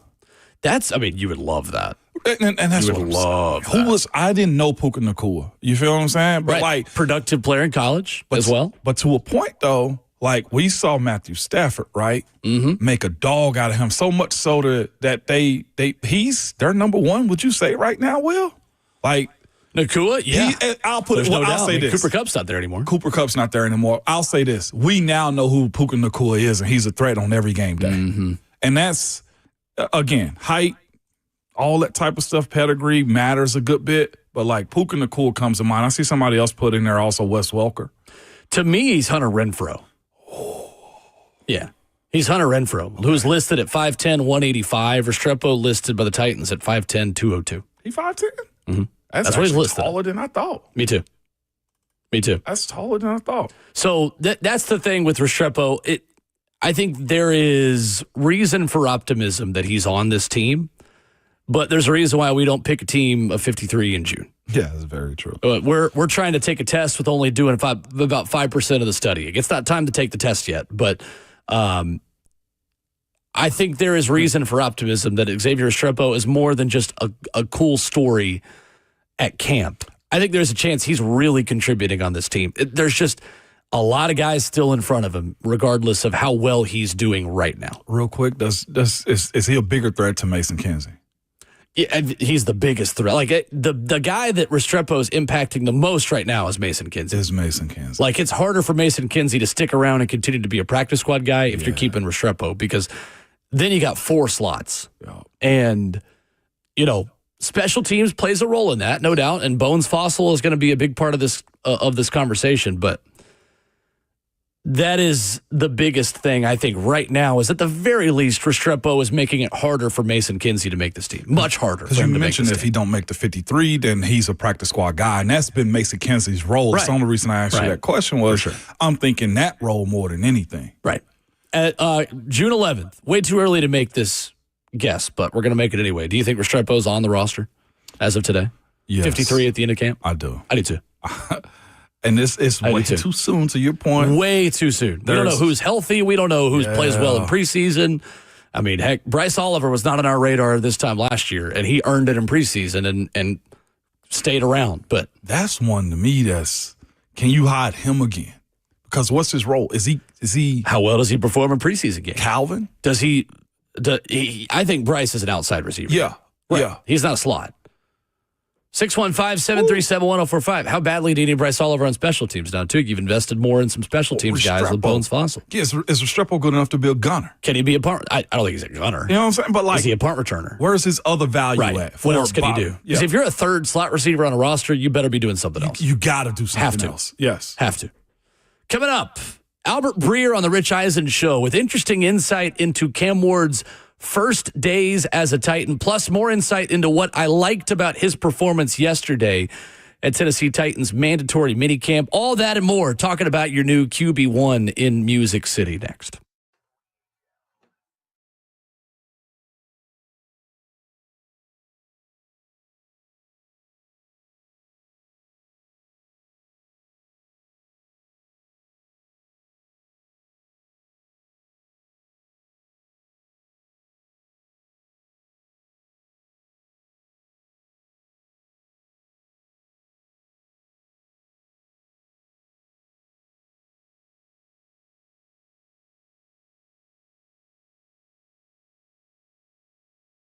Hey, it's Will Bowling. In this real estate market, you need local experience. You need years of experience on your side, a proven track record. I'm here to tell you about my good friend Bernie Gallerani. He has got so much experience getting you set in the Nashville real estate market. You don't need to rely on a national agent that doesn't know you, doesn't know your neighborhood, or doesn't even care about your goals. There's no one size fits all. So let Bernie Gallerani understand what you want from your next home, how to sell the one you got. He's the best option. 5-star Google reviews. He is the only realtor here in the area that has been personally endorsed by Barbara Corcoran of Shark Tank. And Bernie Gallerani guarantees to sell your home in 30 days or less, or he'll buy it. When I met with him, he was serious about this. No risk to you. Bernie Gallerani will let you out of the contract at any time. He means it. He is the real estate agent who has the 30-day guarantee to sell your home, and if not, he'll buy it from you. So if you're ready to sell your home, start by knowing its true value. Bernie Gallerani's new home value estimator. It's fast, free, and easy. Just go to BernieGallerani.com. Right at the top of the homepage, click on how much is your home really worth. It's quick, it's simple, it's easy. Bernie Gallerani, he is going to take care of you. He's so confident. Here's his cell phone number, 615-428-2644. Yeah, you got to be pretty confident in the work you're doing. If you're just handing out your cell phone on the radio, that's what Bernie's doing. 615-428-2644. Head online, BernieGallerani.com. Again, give him a call, 615-428-2644.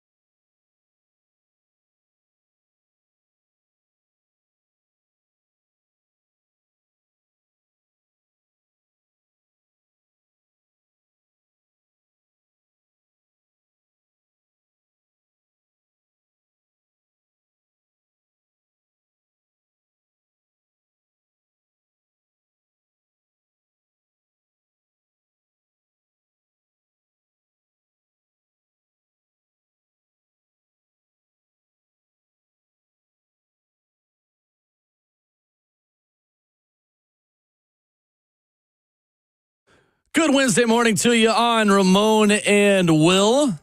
Good morning to have a good morning in Music City, USA. We're fueled by Scooter's Coffee, locally owned near you in Rivergate, Smyrna, Brentwood, White House, or Mount Juliet. Amazing people, amazing drinks, amazingly fast. A great day to either get a Red Bull that's flavored a little bit different for you.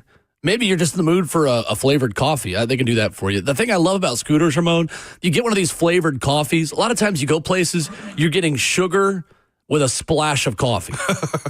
You don't have to do that at Scooters because they're flavored blends. It's in the beans. You can get it black coffee. It's how I prefer it. But it's got flavor to it. There's a little bit of sweetness, but it's not like sugar with a splash of coffee. I was getting ready to make a joke about you liking black coffee, and I was just like, now's not the time. You know what? It can just be unsaid now that you've made that comment. It can just be implied. It can just be implied. I love black coffee. I switched to black coffee about a year ago. I'll never go back. So Albert Breer had some interesting insight into Cam Ward's first days as a Tennessee Titan. Nope, it's going to work better if I just keep going. On the Rich Eisen Show, SI.com NFL writer Albert Breer talking about what the Titans saw in Cam Ward in the draft process, actually from a bit of a negative perspective, saying there's one thing that felt like Cam couldn't really do. Maybe they're seeing him start to do it now, though. Here's Albert Breer. Did you glean from your discussions with Titans folks? Leading up to the draft, one thing they found with him, that Cam Ward knew a lot of football, but he couldn't always explain it. Like he knew what to do, but he couldn't really take you through exactly like why it was that way. And so when they had the rookies in for the first time for the rookie minicamp a couple weeks after the draft, that started on a Friday, and on the Saturday morning, a couple coaches come in at the 5 a.m. hour, and there's Cam Ward running a meeting with the rookie tight ends, receivers, backs. They didn't know he was doing it. The coaches didn't. He just brought everybody in early so he could take them through the script for the day, take them through what they were going to be learning on offense. And it was, of course, a sign of like work ethic. He's there early in the morning with his teammates, but I think it was also, or at least they took it this way, as a sign of self-awareness. And so that wasn't for show, because every day that they've had a practice since then, he's had that 5 a.m. meeting with the other, rookie skill position players. I think it's kind of maybe a window into how important it is to him to be in position to get up and running and be prepared when they get to September. And they haven't named them starter yet, but I know the first team reps right now between him and Will Levis are 2-1. So they're certainly preparing Cam to be the starter there in early September. Didn't Will Levis famously say last month, Albert, that anybody who's been in my position knows it sucks? So I think the writing's on the wall for him. I remember talking to Brian Callahan about this last year, and in 2020, they very quickly named Joe Burrow the starter in Cincinnati. Brian Callahan was the offensive coordinator there, almost out of necessity, because that was the COVID year. And I think it's interesting that he's reversing course a little bit here. And I think a part of it, and this is me kind of putting the pieces together, Rich, but I think part of it is he wants Cam Ward's teammates to see that he earned the job. After everything that they went through last year with Will Levis, it's like, let's give Cam every opportunity to win the job. Let's plan on Cam winning the job, but let's let him earn it. So the veterans in that huddle can see, they didn't just anoint this guy. This guy deserves to be our starting quarterback, should be our starting quarterback, is our starting quarterback. So that's Albert Breer of SI.com with the Rich Eisen Show this week, Ramona. It's interesting. We talked about this with Brent Hubbs when Brent was listening to the show and said, sometimes a coach creates a little bit of a battle where he knows in his mind there probably isn't one at the end of the day, just to show to all the other players. Yeah. None of you can walk in here and just take something. You're still going to have to earn it on the practice field and bring it with us here at mandatory minicamp and OTAs and training camp. And clearly Albert Breer adding insight into that's why we're kind of where we're at with Brian Callahan taking his time and implementing Cam as QB1, maybe not right away, but letting that process shake out. I think that's one of the most flagrant things Callahan did last year. And it wasn't just him. It was everybody in the building anointing almost, in a sense. Will Levis said, hey, this is our future. 100%. Things are brighter moving forward. Amy did it when they let go of Mike Vrabel. Yeah. And that's not a slight to her. It's more a conversation around like the momentum around the Titans last offseason was, hey, we got this young, exciting quarterback that we're going to give a young, exciting quarterback coach to. It was like the introduction to SpaceX, right? Like, I don't blame them for doing it. You know what I'm saying? Like, it was that. And you're right. Because of the way it ended with Tannehill, right? It felt like you were having a funeral to begin with anyway. Felt like a new era was beginning. Yeah, 100%. So, again, coaches know this type of stuff. They have their picks, but they want to see you challenged too. And also, there may be some days, you know what, you don't get an opportunity to run with the ones today. And it's because I want to see how you react. And then, like, I've been in that spot where you get knocked down one and you got to run with the tools.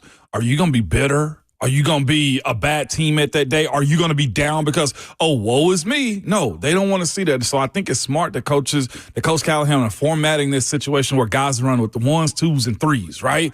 Because they want to see if you can elevate everybody else around you so that if you impress with the twos, we got no choice but to put you with the ones, man. But I also thought it was interesting, too, in hearing that conversation about how he said Cam Ward knew how to do stuff but could not explain it to you. Mm-hmm. One, that is a luxury. First, okay, you mean to tell me you got this done without really understanding what we're doing? To be quite honest with you, my rookie year in the league, I didn't understand what we were doing. I just knew how to do it. Yeah, right. Like, at what point do you get the why? For me, playing your position, it was year 2 because you're feeding you through a fire hose. You know what I'm saying? Like they're feeding you like 100 miles and running is how it goes. I'll never forget the moment, Will. I was in training camp my second year, and we were going through stuff, and I said, "Oh, okay." And this is where people are telling you like the game slows down. Right. It ain't the actual movements. It's your mind is catching up with the concept of why I'm doing stuff. Sure. So that's interesting that Cam is doing stuff that he don't even know how to. I think that's the impressive part about Cam. The most impressive thing that I've watched out of him every day I've been out there. The processing speed doesn't look like a rookie. Yeah. I remember watching Malik Willis and Will Levis take their first practices here. Mm-hmm. That is the thing that takes the longest to improve on, is how quickly young quarterbacks just get the ball out at training camp practices, at minicamp practices. Cam looks like he is already adjusted to NFL speed. And that is where I've got to tell myself, like, powder dry. Where's your powder at? Like, it's soiled. Soiled, Ramon. I'll tell you what. I promise you, people are going to see more clips. Like, the guy went 20 of 21 for yesterday. I get that it's June 10th. I understand that there are no pads on. I get he's not going after a live pass rush. I understand all of those things. It was hard to be at that practice yesterday and not feel like this guy is your franchise quarterback and this guy is going to be a pro. There are a lot of things to be excited about watching Cam Ward throw footballs right now. So leaving out yesterday, if you driving a 2-door car and it's got a soft top, you took the roof off is what you're saying. I do not have the license to take a roof off a car as our good friend and 3HL and television superstar Ron Slay does, but the windows are rolled down. The sunroof is open.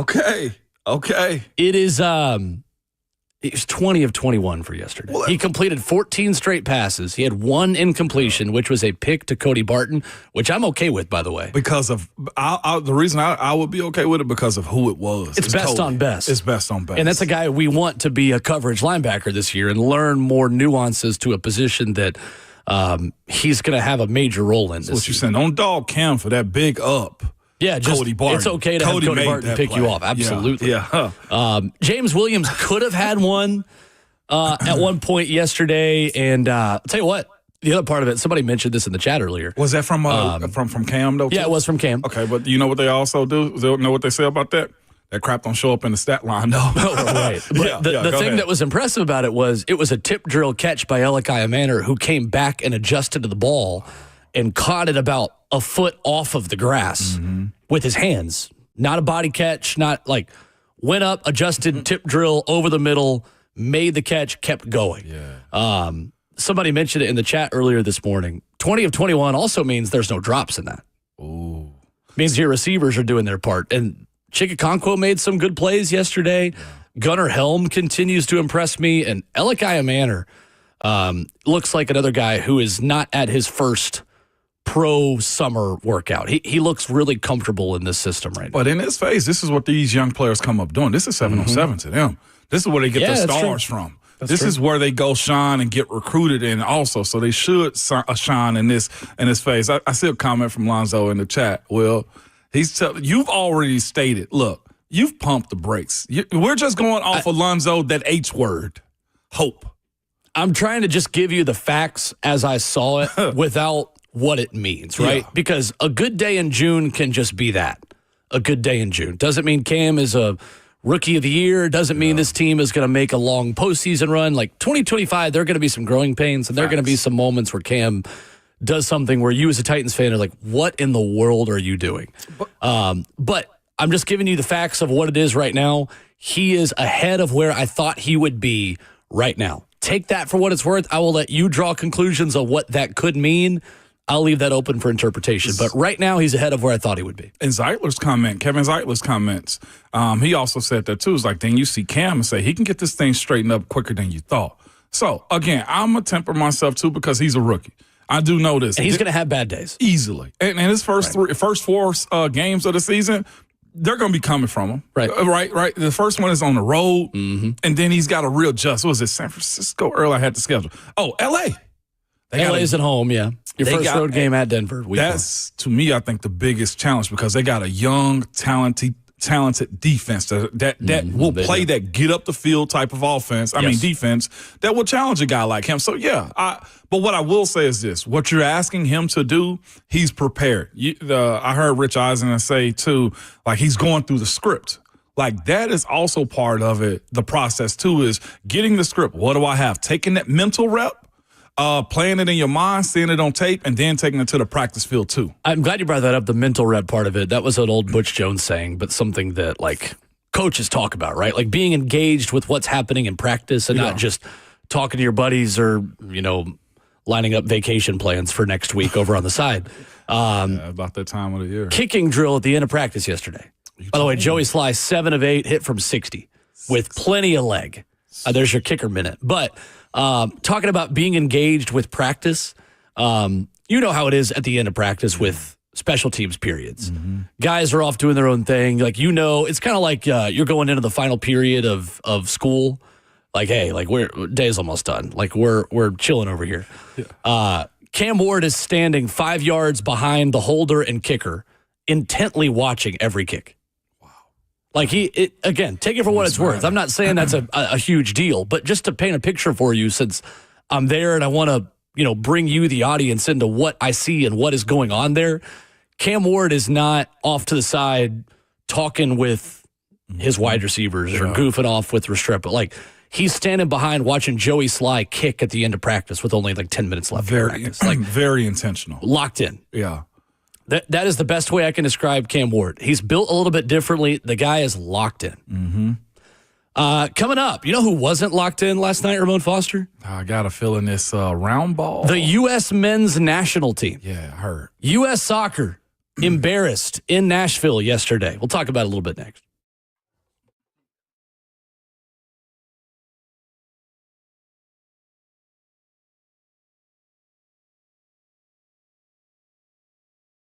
It's Ramon Foster for Hillard Plumbing, Heating, Cooling, and Electrical. Good people. Nobody wants to deal with a plumbing, HVAC, or electrical emergency, especially the HVAC side of things, man. It's hot in Tennessee in the summer times, man. Make sure you get those things serviced properly. The company to do that is Hillard. They service mine routinely, and I've had zero issues with them. But here's what I'll tell you about issues around your house. Most time, people don't even know what it costs or if it'll get fixed right, or if it's somebody just trying to sell you something you don't need. When you call Hillard, the experts there are going to solve your problems quickly and promptly, man. And even cooler than that, the price you're told is always going to be the price you pay. There are no hidden fees or surprises when you get your bill. They've been in business in here for over 35 years now. Family owned and operated too. They're very professional, very experienced, and very trustworthy too. And when they're on their way to your house, you'll get a photo of the tech and a link to track them in real time, so you're not just sitting around wasting time and just nobody wants to waste time, good people. Listen, their motto is happy you'll build, the service is free, and they truly mean it. So to book with Hiller or learn more about them, visit happyhiller.com.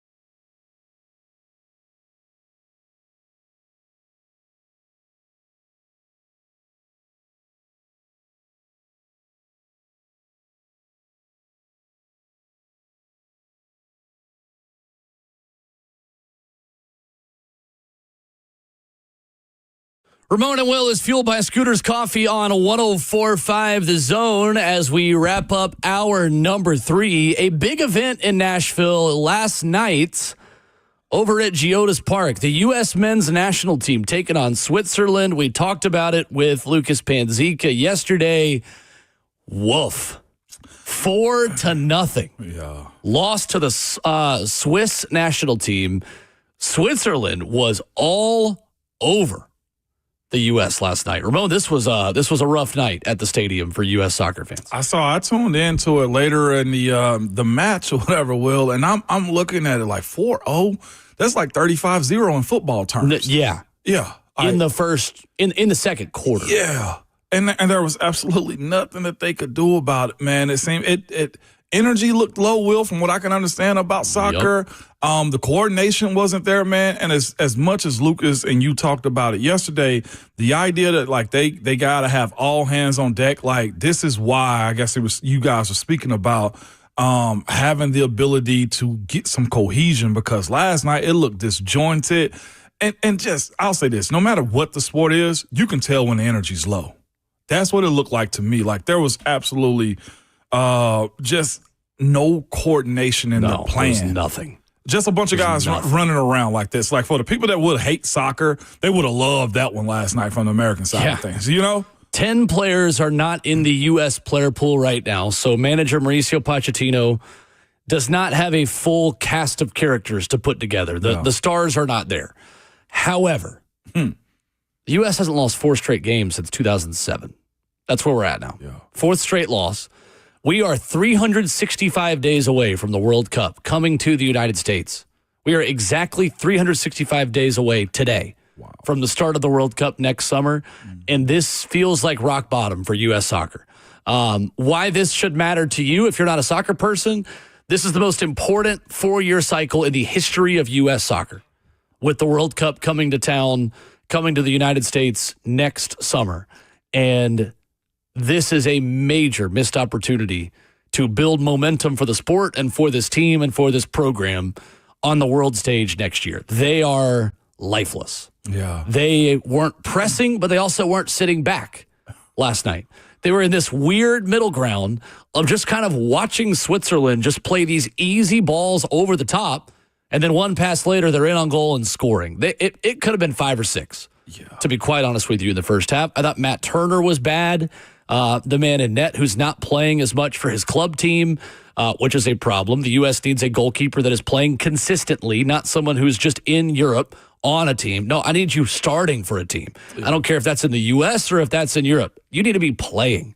And there are a lot of guys right now that are either on European clubs and teams that aren't playing a lot and look rusty because they're not running and not playing, or you've got a lot of guys who just aren't ready for this level against a top Swiss squad last night that just was so much better in every phase. The second half was better. Pochettino took blame afterwards, saying it's my fault. I picked this team and it didn't work. But the North American Championship, the Gold Cup, starts this weekend. And the U.S., despite not having a lot of its best players, they got to show me something. Yeah. Because this is their last competitive arena they're going to be in until the World Cup next year. Because when you host the World Cup, Ramon, you don't do World Cup qualifying. Yeah. So there's nothing to put pressure on this team right now, aside from one more tournament, which starts this weekend, and 10 of your best players aren't going to be there because they're either hurt or just don't want to play right now. I'm looking at a quote from Walker Zimmerman, Nashville SC, and he says, it's really easy to look at one game, one half, and be like, oh, this is all going to pieces. They can't come back from this.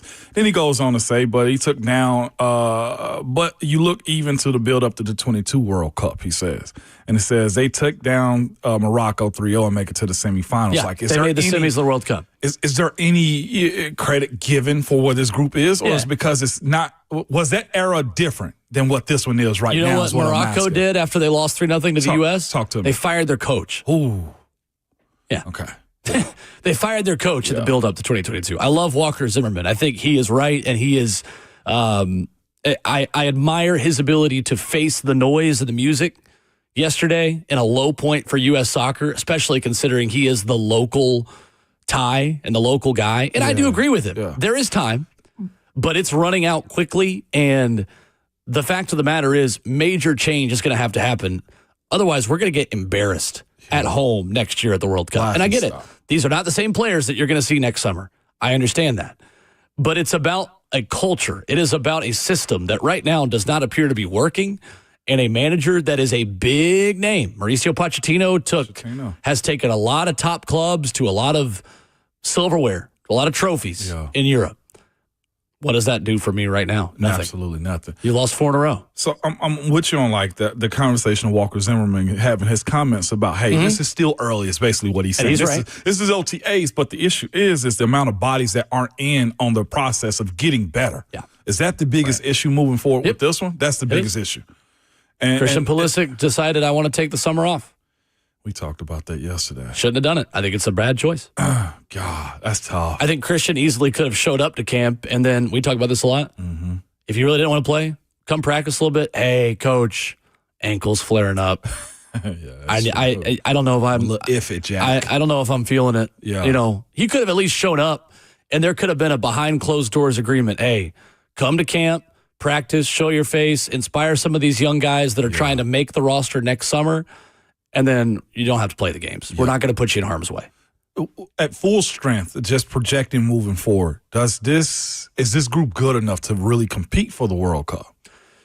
Are they? Because somebody in our YouTube chat just said we don't have an Mbappe. Well, no, we don't have top tier talent. We're not a top 10 team in the world. But neither was Morocco. They made a semifinal in 2022. Yeah. Like, if you have an identifiable playing style and system that allows you to grind out results. The best team does not always win. The most talented team does not always win. The overall best system and plan in this sport can have success. And this group of players is good. I don't think it's as good as many people on the outside believe they are.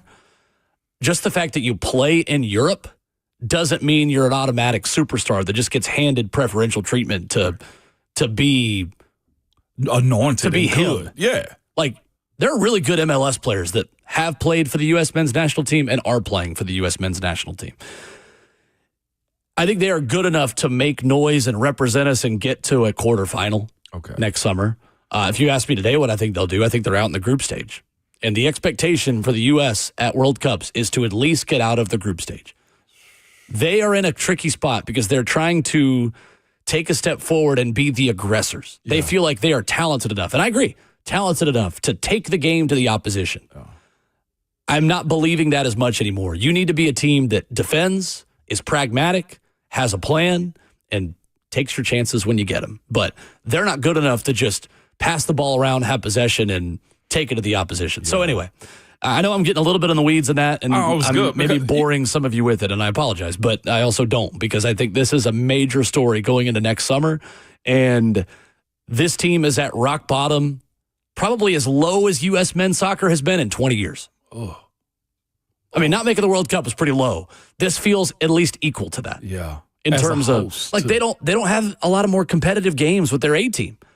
Like, they don't have time to fix this anymore, other than on the training pitch or in friendlies. So, and say what you want to. I feel like the World Cup is almost like March Madness in a sense. Like, there will be a sense of pride of watching excitement and watching your team win nationally. Especially here. Like, they're going to be playing in the States next summer. Like, I know there's a lot of you out there that aren't soccer people who will at least tune into that a little bit. This is setting the table for that, and this is a major red flag that what you're going to tune in for next summer isn't going to work. Isn't going to work out well. That's tough. 615-737-1045 is our number. We get back to American football discussion when we come back. Rhett Bryan joins us next.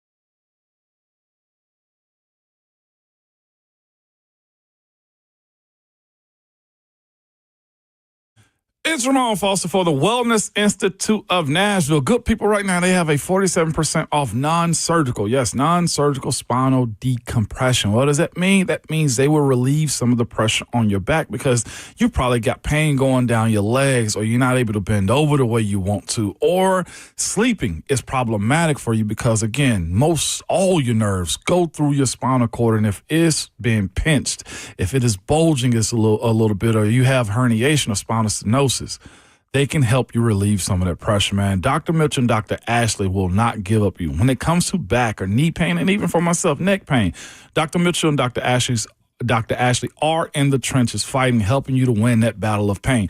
They have some of the best state-of-the-art equipment around, from the lasers. I mentioned the spinal decompression machines, the zero-gravity machines too, where they lay you in, strap you in, and lay you back and just make you feel better. There are no pills, no creams, none of that stuff right there. This is getting to the crutch of the issue, man, and they're just simply the best. They will not give up on you. So what I need for you to do is start a pain-free life, and it is possible by calling the Wellness Institute of Nashville. You can reach them at 615-246-5009 or go to painisbad.com.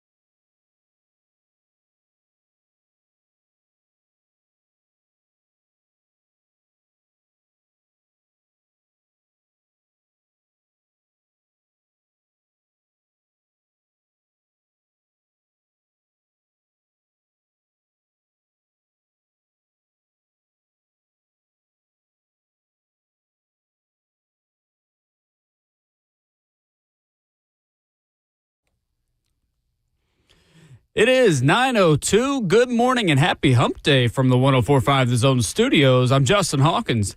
Day one of mandatory minicamp yesterday for the Titans, and head coach Brian Callahan spoke to the media before practice, talking about what he is seeing from rookie quarterback Cam Ward and how he's transitioning to the NFL level so far this offseason. And he's got a great feel for underneath coverage and underneath space, understands where the landmarks are, understands the timing of those throws. It's a strength of his for sure at this point, and it's something we're going to keep working to highlight, and then we'll keep working to fill in where we think he can keep improving. So middle of the field is certainly something he's comfortable with and done a lot of, and that's translated so far to this level in practice.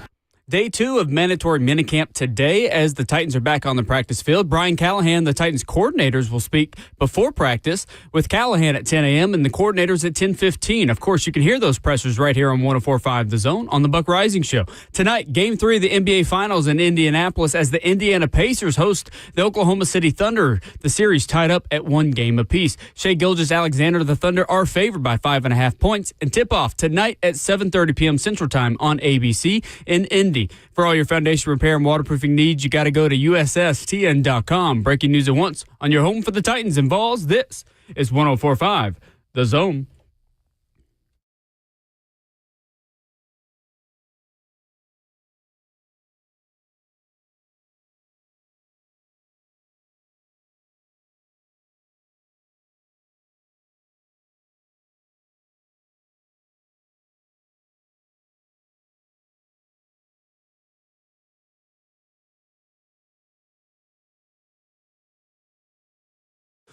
Fourth and final hour of the show. It is 9 a.m. in Nashville, which means you only got 60 more minutes of us here on the middle of your week, halftime of the week, you might say. Ramon Foster is here. Justin Hawkins is hitting all the right buttons, including ours. I'm Will Boulding, joined by the executive producer of Titans Radio, Rhett Bryan, talking about Titans mandatory minicamp, and Rhett bringing back the game show that is sweeping the nation. Our yearly segment of Bonnaroo band names, real or fake. I'm so excited. Guess who's at Bonnaroo? Musical guest. With a musical guest. Wasn't I just here yesterday? Diarrhea Planet. I was just here yesterday, wasn't I? You were? Yeah, you were. You were in a different seat, but you were here. In a different seat. We had the table full, too, now. Is that the first time every mic in here has been taken? Been used? It's close. Bert said that is not the case, but for me, it definitely was, because I definitely forgot to turn on Amy's mic. All good, man. All good. Amy, you were spinning a lot of plates back there.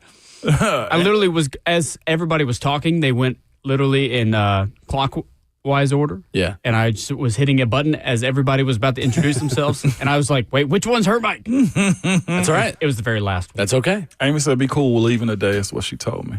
She said you should watch your back leaving, Jayhawk. Wow. Just saying. Okay. Oh, I love it. She All texted me right. and told me. Yeah. Rhett, Cam Ward yesterday was 20 of 21. You know, he was pretty good, wasn't he? Yeah, and here's the thing. And I hear Coach Mack's voice in my head. You too. Rhett, don't be an IE now. Don't be an instant evaluator. Keep powder dry. It's not instant, though. But here's the thing. It just continues to build in what I have seen now in 2 OTA practices and 1 day of 3 of minicamp. It's hard to temper the excitement in what you're seeing, knowing that it's just minicamp. Yeah. Like, it's important. The installation is now done. Now we're, putting things together. And then it's going to be recall when you come back in a few weeks to start training camp. It's huge, too. Mm-hmm. Not starting over. But the young man does not seem rattled about anything. And I know that's what we're really going to find that out, in September when he rolls out of the tunnel at Mile High Stadium to take on the Broncos, barring something unforeseen. I think that's pretty much where we know where it's going to happen and what's going to be. Right. But I can't remember anyone talking about a quarterback's performance so positively in any setting of practice, like training camp or whatever. And the only thing I can draw a line to in previous experience is the year that Marcus, and I guess it was his rookie year, had so many pass attempts without an interception. And that's not fair to Marcus or to Cam Ward. Right. But because that's different. But the guy, man, the zip on the ball, again, quick release, accurate. Mm-hmm. Evidenced by those numbers. You're right. And then, them working on different variations of things and transcontinentals and working on red zone. Yeah. And then also the red line, that 5 yards to the boundary where your receivers are supposed to win the battle. And I don't think I gave away too many trade secrets there. I'll stop before I get too descriptive. But just working on things. And it's not just, people, first of all, zone listeners out there getting to work this morning, it's not just Xavier Restrepo. Right. It's not. Chika Okonkwo, Gunnar Helm, it was on the other end of a lot of those. And, of course, Calvin Ridley. Calvin, for sure. Yeah. Elikiah Manor. I just, it's not who you draw a line to. Yeah. Everybody wants to draw a line to, and Xavier Restrepo is going to be an important part of this, I do believe. Mm-hmm. But I would be lying if I said it wasn't impressive. You mentioned something, though, too, because some of our fans, some of our listeners have said, we've heard this conversation around Marcus, and we talked a little bit. He was like, yeah, but. What was your but to, comparing Marcus to what you're saying from Cam's just a little bit? Well, two different players. Yep. Marcus doesn't have the delivery and the arm that Cameron Ward does. Okay. They both have the element of run. Although I don't know that Cam Ward's going to need to do that as much as he will need to just kind of acquiesce and climb the pocket. I think his scrambling ability is what's going to help him more than anything. In the pocket scrambling instead of scrambling for yards. Yeah. Because and the difference, too, is I'd rather see the quarterback throw a pick, get it out of his system, and then go, 18 straight or whatever. And Marcus, it was amazing to see those things. Everybody was keeping count and all that. Yeah. But I think it's similarly, though, top pick in this case, second pick overall back then, excitement, could be a new face of the franchise, could be a game changer, all of these things. But it's just different with Cam. It's hard to describe how different it is. And every time you see him suit up and do his thing in practice, you certainly see more and more why he became the guy. Mm-hmm. Understood. And, Mike Borgonzi, Chad Brinker, and even Coach Callahan, Brian Callahan, have all talked about when they went to the pro day at Miami. Yeah. That's where things, and they'd been interested since the combine, but that was where it all kind of came to fruition with, okay, you know what? This is probably the guy. This is probably the pick, and it was.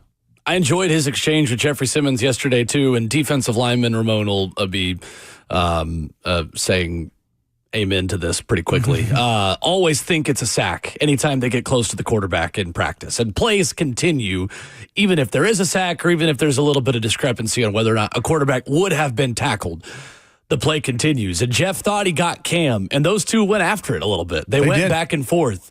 And I looked at you and said, I can't wait to watch this next play and see how he responds. And they were talking as the next group was going up against Jeff. Like, Will Levis stepped in there 2 reps later, and Cam was still jawing at Jeff. Like, not much is intimidating Cam Ward at this point. And I loved what Xavier Restrepo said yesterday.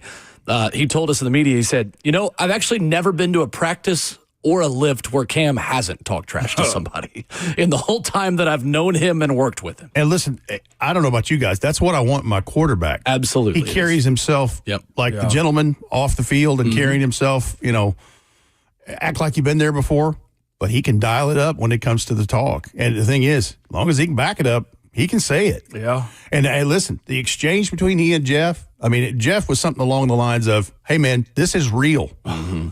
This is real. I got you. I got your number, one. Get in the huddle. I'm paraphrasing, but it was, and they're just chirping and chirping it. And obviously Cam was a little lower tone. You couldn't exactly hear what he was saying, but he was not, the body language said he was still talking back. It was great. And again, healthy competition, healthy, And this was also the other part of Jeff not being there until yesterday and saying, hey, I'm back. And guess what? He's supposed to. And I heard you guys talking this morning when I was driving in your first segment. Go back to those Zone podcasts. You can hear this. Ramon Will, wherever you get them, rate, subscribe, like, all those good things. He looks amazing. Yeah. He looks really, really good. And I had a chance to talk to Coach Callahan after practice yesterday. Big birthday for Brian Callahan yesterday. Yeah. But I just said, Jeff looks really – he goes, Rhett, he's always looked like he's been kind of an action figure or whatever, and he came out of a lab. He said, but this is different. I said, yes, different. It is. And I said, in a different way, but some similarities. I said, I'm a little shocked at how he looks more svelte, just like a J.C. Latham has done this offseason. Because you're looking at him going, wow, somebody's been working. Mm-hmm. Yep. Mm-hmm. And Jeff has been, he's never been like a pudgy dude or a whatever. He's just big. Now it's more intact, is what you're saying. It is. Yeah. It is. And heaven help the linemen and the quarterbacks across from him, because I think there's a fire there. And I do too. Go ahead. That's what I was just saying. I was like, that's what I told Will. Like, all right, Jeff at 320, we can dance a little bit more then. Like, he gets, like, at 301 and 305, like, you got to make a decision. Is he running through me or is he running around me? You know what I'm saying? Like, that's the part of it, of, like, his weight loss, that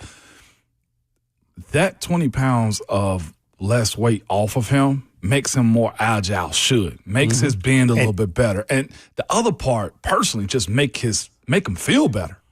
Ramon, he is so big, just a big human being. Yeah. He's never been light in the rear end, so I'm not worried about giving up strength against, a core interior offensive lineman. Mm-hmm.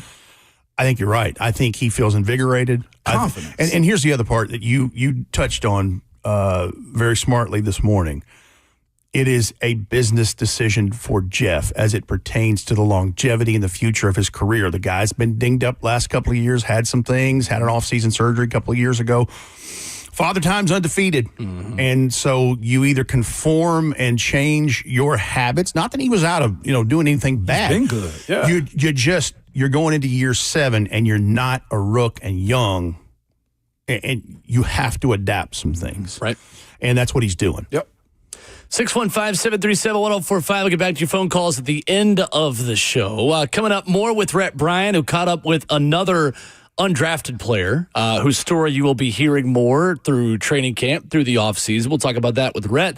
I want to talk a little bit about the defense, because we watch so much offense. We've talked so much offense today. A couple more defensive notes I thought were interesting. Plus, Bonnaroo band names, real or fake, returns coming up.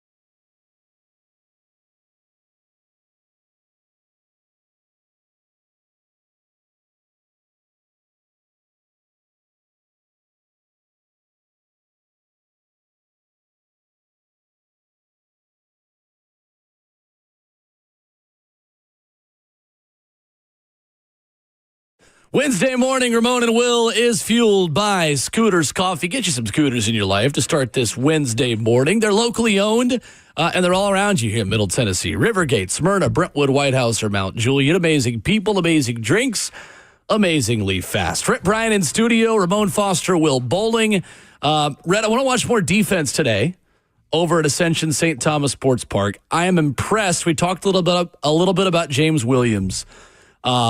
With the athleticism, the speed I saw from him. We talked about it earlier, though. Draymond Jones is someone who stuck out to me a little bit yesterday. Draymond Jones is one of my favorite free agent acquisitions of the offseason. Yeah. He comes with a resume, and that was a good deal. And a chance for them to extend him for sure. 1 year if it, dude can play. The thing that interests me about him, Rhett, is you talk about an edge rusher that is almost more of a 4-3 defensive end versus a 3-4 outside linebacker who's going to be really good in that nickel set where you do have just 4 down linemen. You put in the extra defensive back.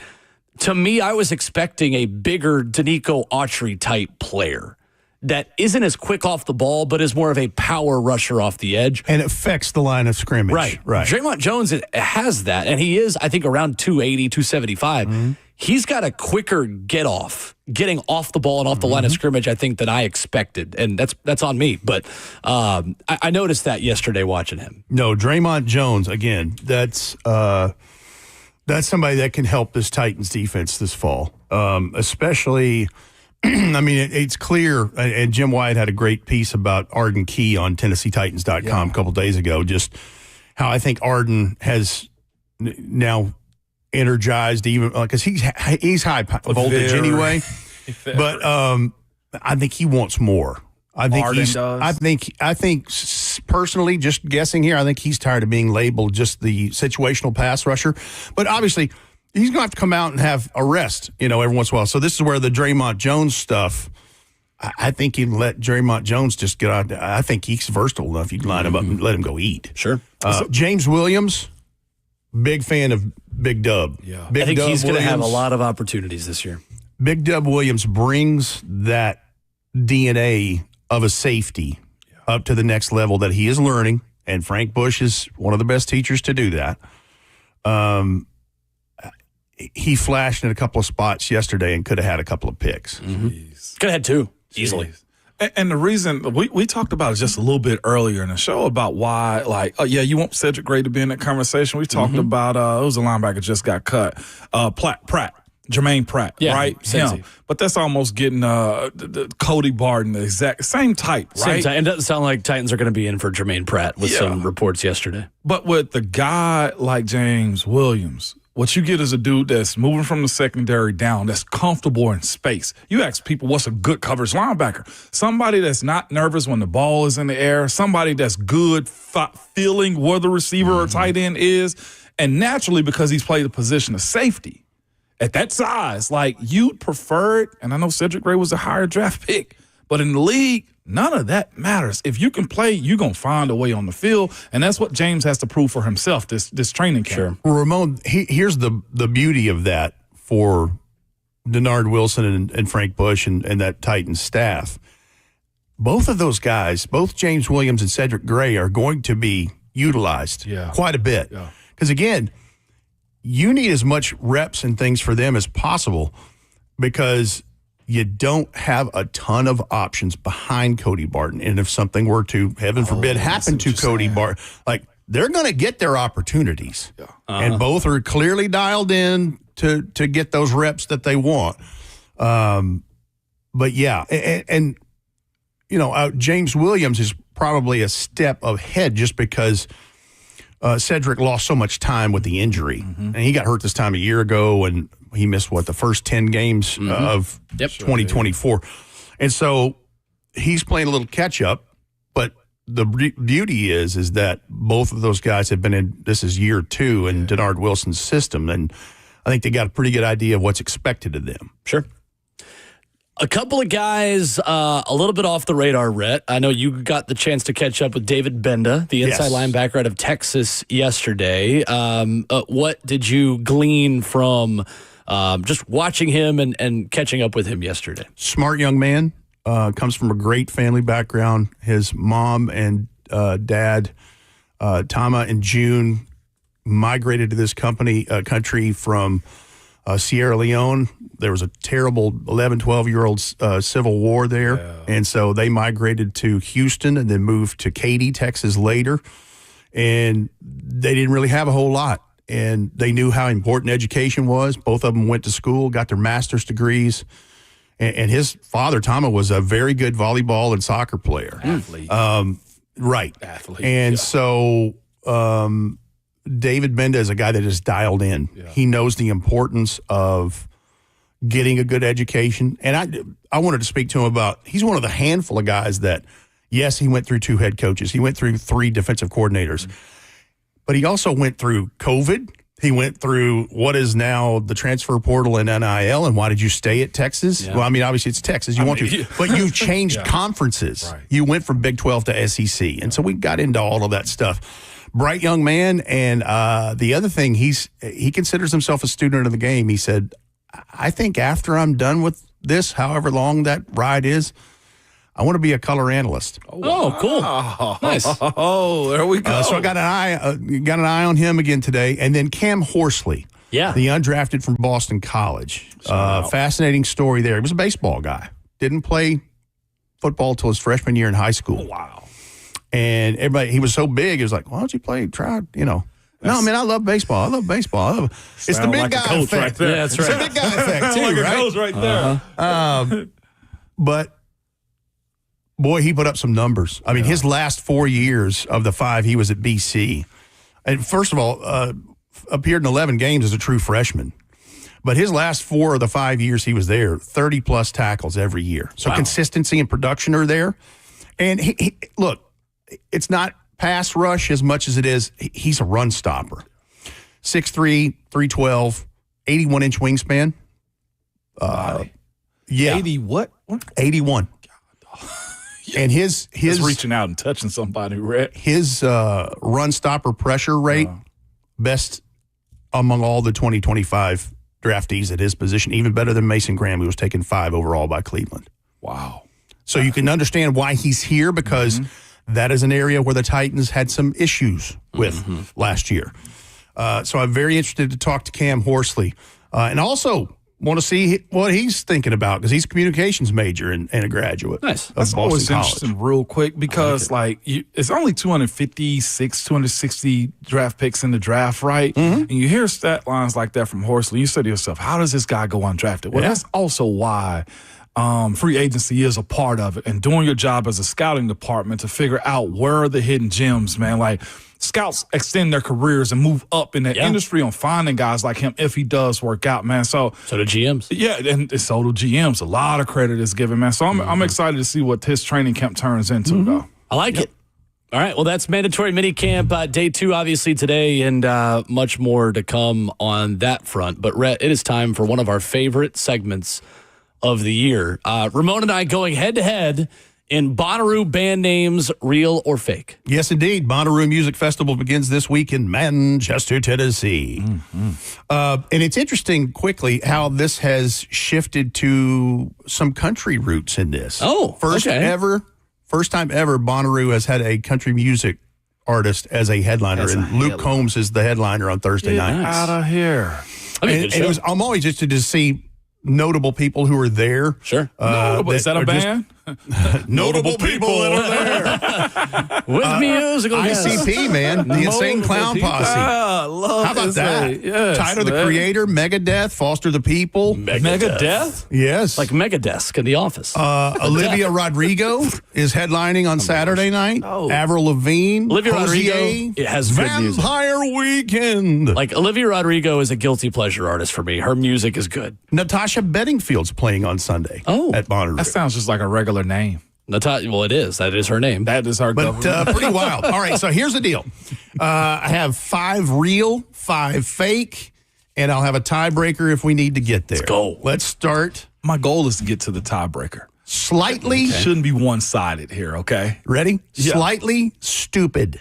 Slightly stupid. Oh, real or fake, Ramon Foster? Real. I'm going to go fake on that one. Because I feel like somebody mom said, this band is slightly Slightly stupid, don't you? No, I feel like that's fake. Slightly Stupid is playing Friday night at Bonnaroo. Yeah. All right. That's too stupid to not be real. and by the way, stupid spelled STOOPID. Oh, well, if you put it that way. I'm not giving all I didn't have all the info. Oh, sure. Yeah. He's wanting hints. Yeah. Okay. Keep this guy out. Can you use it in a sentence? All right. Crimson Motel. Crimson Motel. Real. I'm going to go fake on this one. Ramon is off to an early 2-0 lead. All right. Yeah. All right. I ain't even looked Crimson at Motel. Lock it. Crimson Motel. That's actually a real good name. Though. Sure. Where did you guys Crimson meet up Motel. at? We were in Alabama, man, at a motel. And it was That's a actually good thing. crimson. Yeah. It depends for baseball. All right. How about Destroy Boys? Destroy Boys. Real or fake? That's what we're calling the D-line this year. You always spent so long trying to name the Titans D-line a couple years ago. Maybe they should be the Destroy Boys. I'm going to go, yeah. I go, yeah. Real? Destroy real. Boys. I'll say, I got to catch up. Should I chase it this early? No. Fake. Destroy Boys is fake. Destroy Boys, by Will's count, now makes him 0-3. Goodness sakes. Ramon is 3-0. Destroy Boys play Saturday night at Bonnaroo. This is how my mind works, Will. This is not going well. You're in my world now. This is not going well for me. Okay. All right. How about the Honey Lanterns? Honey Lanterns is fake. Honey Lanterns, I'm confident is fake. I'm going to go fake, too. Ramon still has a 4-1 lead. At least I'm on the board. You're on the board, Will. Make up any ground. You're on the board. Respectfully, that sounds like an awesome female group. I'm going to be honest with you. The Honey Lanterns. Like, we draw you to us. All right, I can make sense of that. This one's going to break you, and you're going to be thinking, is it real or fake? Ginger Root. Ginger Root. I go yes. Heck yeah. Ginger Root is real. Ginger Root is real. You have 2. Let's go. He has 5. Dang it. Okay. He has hit for, his slugging percentage is better than. High up, baby. Yeah, way up. Yes, is up. I'm on base a lot. You're higher. in rookie mode. We're going to go, let's go a couple more rounds, even though Ramon has really won this. Mopping the floor with This me. ain't birthdays no more, Will. Welcome to the show. Welcome to the show. All right. Verse mechanics, like Jared Verse. Verse mechanics. Verse mechanics. Real or fake? I go fake. Real. First Mechanics is real. Verse mechanics is fake. Dang it. And Ramon How are you so remains. good at this? How my mind works, dog. All right. Man. Hell How about this one? Jack's Mannequin. Jack's Mannequin. It belongs to Jack. Jack's Mannequin. I'll say is unlike a mannequin, which is a fake person, Jack's Mannequin is real. I'm going to go fake. You missed your first one. Let's go. Oh. Don't call it a comeback. Jack's Mannequin. Jack's Mannequin plays Sunday afternoon. I'll be there. What would be At the Bonnaroo. idea behind that name? A mannequin? I don't know. Go Sunday to Bonnaroo and ask Maybe them. they stole I'm one sure from there's a clothing story store. behind They it. stole one from a clothing Listen, store. if you like speak that. out there in existence in Nashville, like, hey, can someone for this band reach out to us? They'll do it. So, I mean, All right, let's what do. are you trying to do on Friday? How about this one? Quantum Picnic. Quantum musical guest. Quantum Picnic. I'm going to go heck yes. I mean, I have to start saying fake. I have to just go opposite of Ramon when I get to go second. So fake. Quantum Picnic. You are correct. Let's you go. are not. Quantum Picnic. Am I within one now? I was down. What? Well, what's the to score? say no. You are. It is currently like so. 6-4. Okay. 6'4". All right. Yeah. That's about your height, ain't it? No, but that'd be great. No. I'm 6'1". I thought she was I thought you were tall. But yeah, that was good, y'all. Yeah, Yeah, that was Ramon, solid. you have dialed in on bad. this stuff now. Hey, What was the listen, man. tiebreaker for 2 points? Since I'm behind. Listen, that's at him. what we're doing. Listen at him. Boy, don't like to lose out here, huh? For 3 points, since I'm down by 2. No, I'm just kidding. Okay. Static Bloom. Static Bloom. Fake. I got to go real on that. It's a tie ball game. Oh wow! Let's go. Come on. 6-6. 6'6". Hey, you gotta play. You gotta play well in the prime time, baby. Come on, playoff man. time. Come It on. just means more this Come time on, of year. man. Let's roll. Let's roll. All right. Big, gigantic. Big, gigantic. Real or man. fake? This is the tiebreaker. For all the marbles. For all the marbles. You want to rock, paper, scissors, and who go first? Yeah, let's do it. Rock, paper, scissors, shoot. Ooh. Rock, paper, scissors, paper. Let's go. I went rock. Well, isn't it an advantage to go second? No, it's not. No, big it's gigantic. not. I'm going to say I got to go opposite. I'm going to say big gigantic is fake from the mind of Rhett Bryan. Okay. I got to go real. And you got to get the win. Dang it. yeah. Dang it. Big gigantic. They play. Let me take a look at this. They play Sunday at Bonnaroo Music Festival. Gentleman's shake over here. Yeah, Okay. that was good. That was there good. You go. There's some wild names in this. King Gizzard and the Lizard Wizard. Remember we had that years ago in this game? The Diarrhea Planet is still the best one we've ever had. I actually listened to 100% too at the time. And this is year 3 of this How about game. Santa Pirata? Like, what? That's real? Grace Bowers and the Hodgepodge. Shout out to Grace. Shout out to Grace. You know the Bowers family is real proud of that hodgepodge. Just like Crimson Motel, there really is a band Sunday playing Saint Motel. Oh, they've got the song "Just My Type." You've heard that song? Dun, dun, dun, dun, dun, dun, dun, dun, I know the song you're that's talking by about. Saint. Now. That's a FIFA song. The only reason I know that. Never mind, of course it is. Now, I know the song he's talking about. Modest Mouse, which we know. Yeah, Float On. Modest Mouse. I would have got that one wrong. So that's The Show Goes On. Yeah. That's how about this one? The original of The Show Goes On was Float On by Modest Mouse. Yeah. Okay. How about Crank Dat? Crank that. Soulja Boy? Listen to me. Yes, Soulja Boy. I guarantee they was listening to it. Yes, that's probably how they start every song. So anyway, as they should. Fun game. Thank you, Rhett. That was good. Congratulations, Ramon. Well done. Yes, thank you. Yeah, I really do. It's well done. All right. Coming up, it is Dad's Week on 104.5 The Zone. We've got some concert tickets for you for Dad's Week. About time. Coming up next.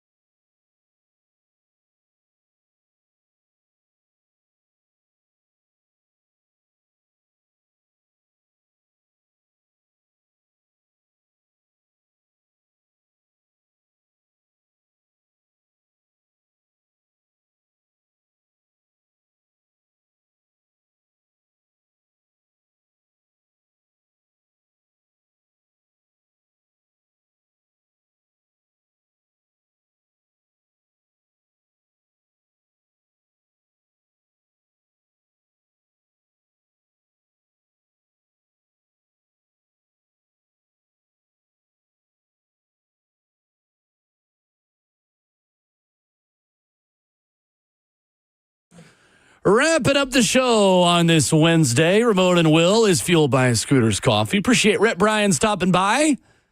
We got Inky Johnson coming up for you. A little bit of midweek motivation. We'll set the table for you as well for today's minicamp practice over at Ascension St. Thomas Sports Park. But, Ramon Foster, it's Dad's Week. Yeah, it is. Here on 104.5 The Zone. We're giving Dad a chance to win prizes from our friends such as the Braves, Nashville SC, the Sounds, Live Nation, and more. We got some concert tickets for you to see Judas Priest and Alice Cooper perform at First Bank Amphitheater on September the 21st. Be caller number 5 right now to win Dad 2 tickets to see Judas Priest and Alice Cooper perform at First Bank Amphitheater on September 21st. 615-737-1045. Again, that's caller 5. Judas Priest and Alice Cooper at First Bank Amphitheater, September 21st. 615-737-1045. For more info, you can visit 1045thezone.com/dadsweek. Best of luck. I know a little bit about Alice Cooper, at least the person, what he looks like. Isn't Judas Priest a contradiction? Judas Priest, yes. Okay. Yes. All right. Either way, I would go see it. So just so you know, it's Dad's Week too. So y'all check into that one. I was genuinely driving in my car, dying laughing yesterday when 3HL was giving away concert tickets. And Slay got on his phone and started calling in. I almost want to also. Saying, these are fake. These are probably fake.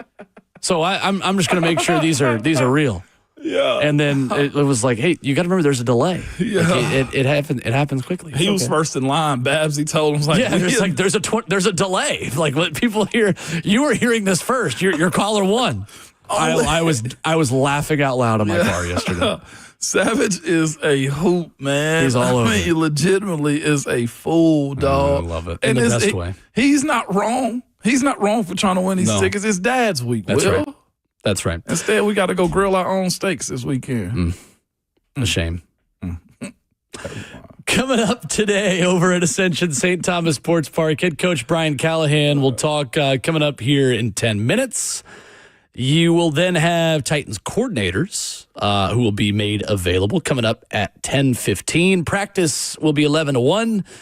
You'll hear from players coming off the practice field at 1 o'clock. So tune in to Cover 2 with Blaine and Zach for all that reaction. 3HL, and of course, the Lucas and Bert Show, which is outstanding at the moment. Is. As Buck continues to gallivant around Ascension St. Thomas Sports Park for the next couple of days. Is Bert still back there? Bert is back there. Bert is still back. Bert, you mind for a second, He left. man? He left. Oh, he left. They absolutely put Buck under the put him under the water yesterday. I'm talking about, they talked about him breathing into the mic and everything. And when he got off air, they just continued to joke him and just dog him out like good friends do. Sounds like that Doechii song. She's like, it was. That's how you know you got good friends, man. When they can just joke you about stuff. Buck breathing so heavy, it sounds like a Doechii song. Live on 104.5 The Zone. They basically called him a mouth There's breather. Bert. There's Bert. Here Bert, he is. You got time for us real quick, man? Mr. America. If he can hear us. There he is. He putting on his can. Hey. Yesterday, I laughed so hard when y'all had Buck on, and at the end of the interview, it's like, Buck, do you realize how hard you're breathing? I was like, on the way out, Buck, you mind breathing a little extra heavy into the... What are you doing, running hills out there, dude? He just hung up on us. You were out a minute ago. I said he sounds like that Doechii song where she starts breathing heavy. Yes, exactly. What made it better is he talks about people being mouth breathers, and y'all just leaned into it after he got off the phone. Known mouth breather, Buck Rising. Yes, they look very good in practice today. Sound like one of them old jalopies. You'd start it up and it like... I ain't gonna lie to you. The Nashville sports world between him and Borgazzi also. Oh, he got a whistler, dude. If you listen to his press conferences, he'll be talking. Yeah, there's a lot of things we need to fix. I don't know why I made it British. Yeah, what the heck? But you'll just hear like... Yeah. Hey, you remember me, myself, and I ring with Jim Carrey? You're going to make it where every time I hear Mike Borgazzi talk, I'm just listening to his breaths. Yeah. Like, oh, Mike, blow that nose, dog. Man. Bro, there's Mucinex around here somewhere. Live Clarence and Clear, Mike. Y'all ain't right. Yo, hey, one of the best segments I've heard in a while. Y'all just kept pedal to the metal on Bug's mouth. Between that and Slay trying to call in to get Daughtry tickets yesterday, live on air before the delay. What gonna do with them tickets? Well, he thought he wanted to make sure they were real for Dad's Week, is what he claimed. He said that Joseph was out here running a front, and then he wanted to make sure they were real tickets. Hell yeah, man. That's what I'm talking about. Go off, King. Anyway, that's our Wednesday. What's coming up on the Lucas and Bert show today? Oh, whatever the hell we want to talk about. We got Buck's going to come on at 10. He did an interview with Tajay Spears yesterday. I think we're running that in the 11:20, and coordinators and Callahan in the first hour. I love it. That's coming up next. You keep doing the good work. You hear me? Yeah, you keep doing what you're doing, brother. I'll do it. Anyway, if you're not motivated by that laughter, here is an expert motivator, Inky Johnson, our final word of our Wednesday. We'll talk to you tomorrow with more minicamp observations. Here's Inky with Midweek Motivation. The number one thing I think about when I hear the word joy is control what you bring to an environment, control what you bring to a moment. Like my joy, right? It's not going to be dictated about what I face, about who I come in contact with, about how things happen and trend. My joy ain't going to be, happiness can be dictated by that, but my joy is a higher state. Like you're not going to dictate the joy, how I do it, how I bring it. You're not going to dictate that, right? For me, I view it in terms of the things that I can control every single day, the same way I view when I show up, my work ethic, my dedication, my commitment, my sacrifice. All of that is interconnected to my joy. I can control that, right? It's like commitment. Staying true to what you said you would do long after the mood that you set it in has left. Happiness is when it goes my way, great. When I start out, great. I'm happy. Commitment, stay true to what you said you would do long after the mood that you set it in has left. When I don't have that feeling, now I infuse joy. I'm gonna do it anyway. I'm joyful, bruh. When it doesn't go the way I want, I'm gonna show up anyway. That's joy, right? When I don't feel like it, I'm gonna do it anyway. That's joy, right? Not happiness to me. Yes. Bring your joy with you. Just like they used to say, bring your own guts, bring your own joy, bro.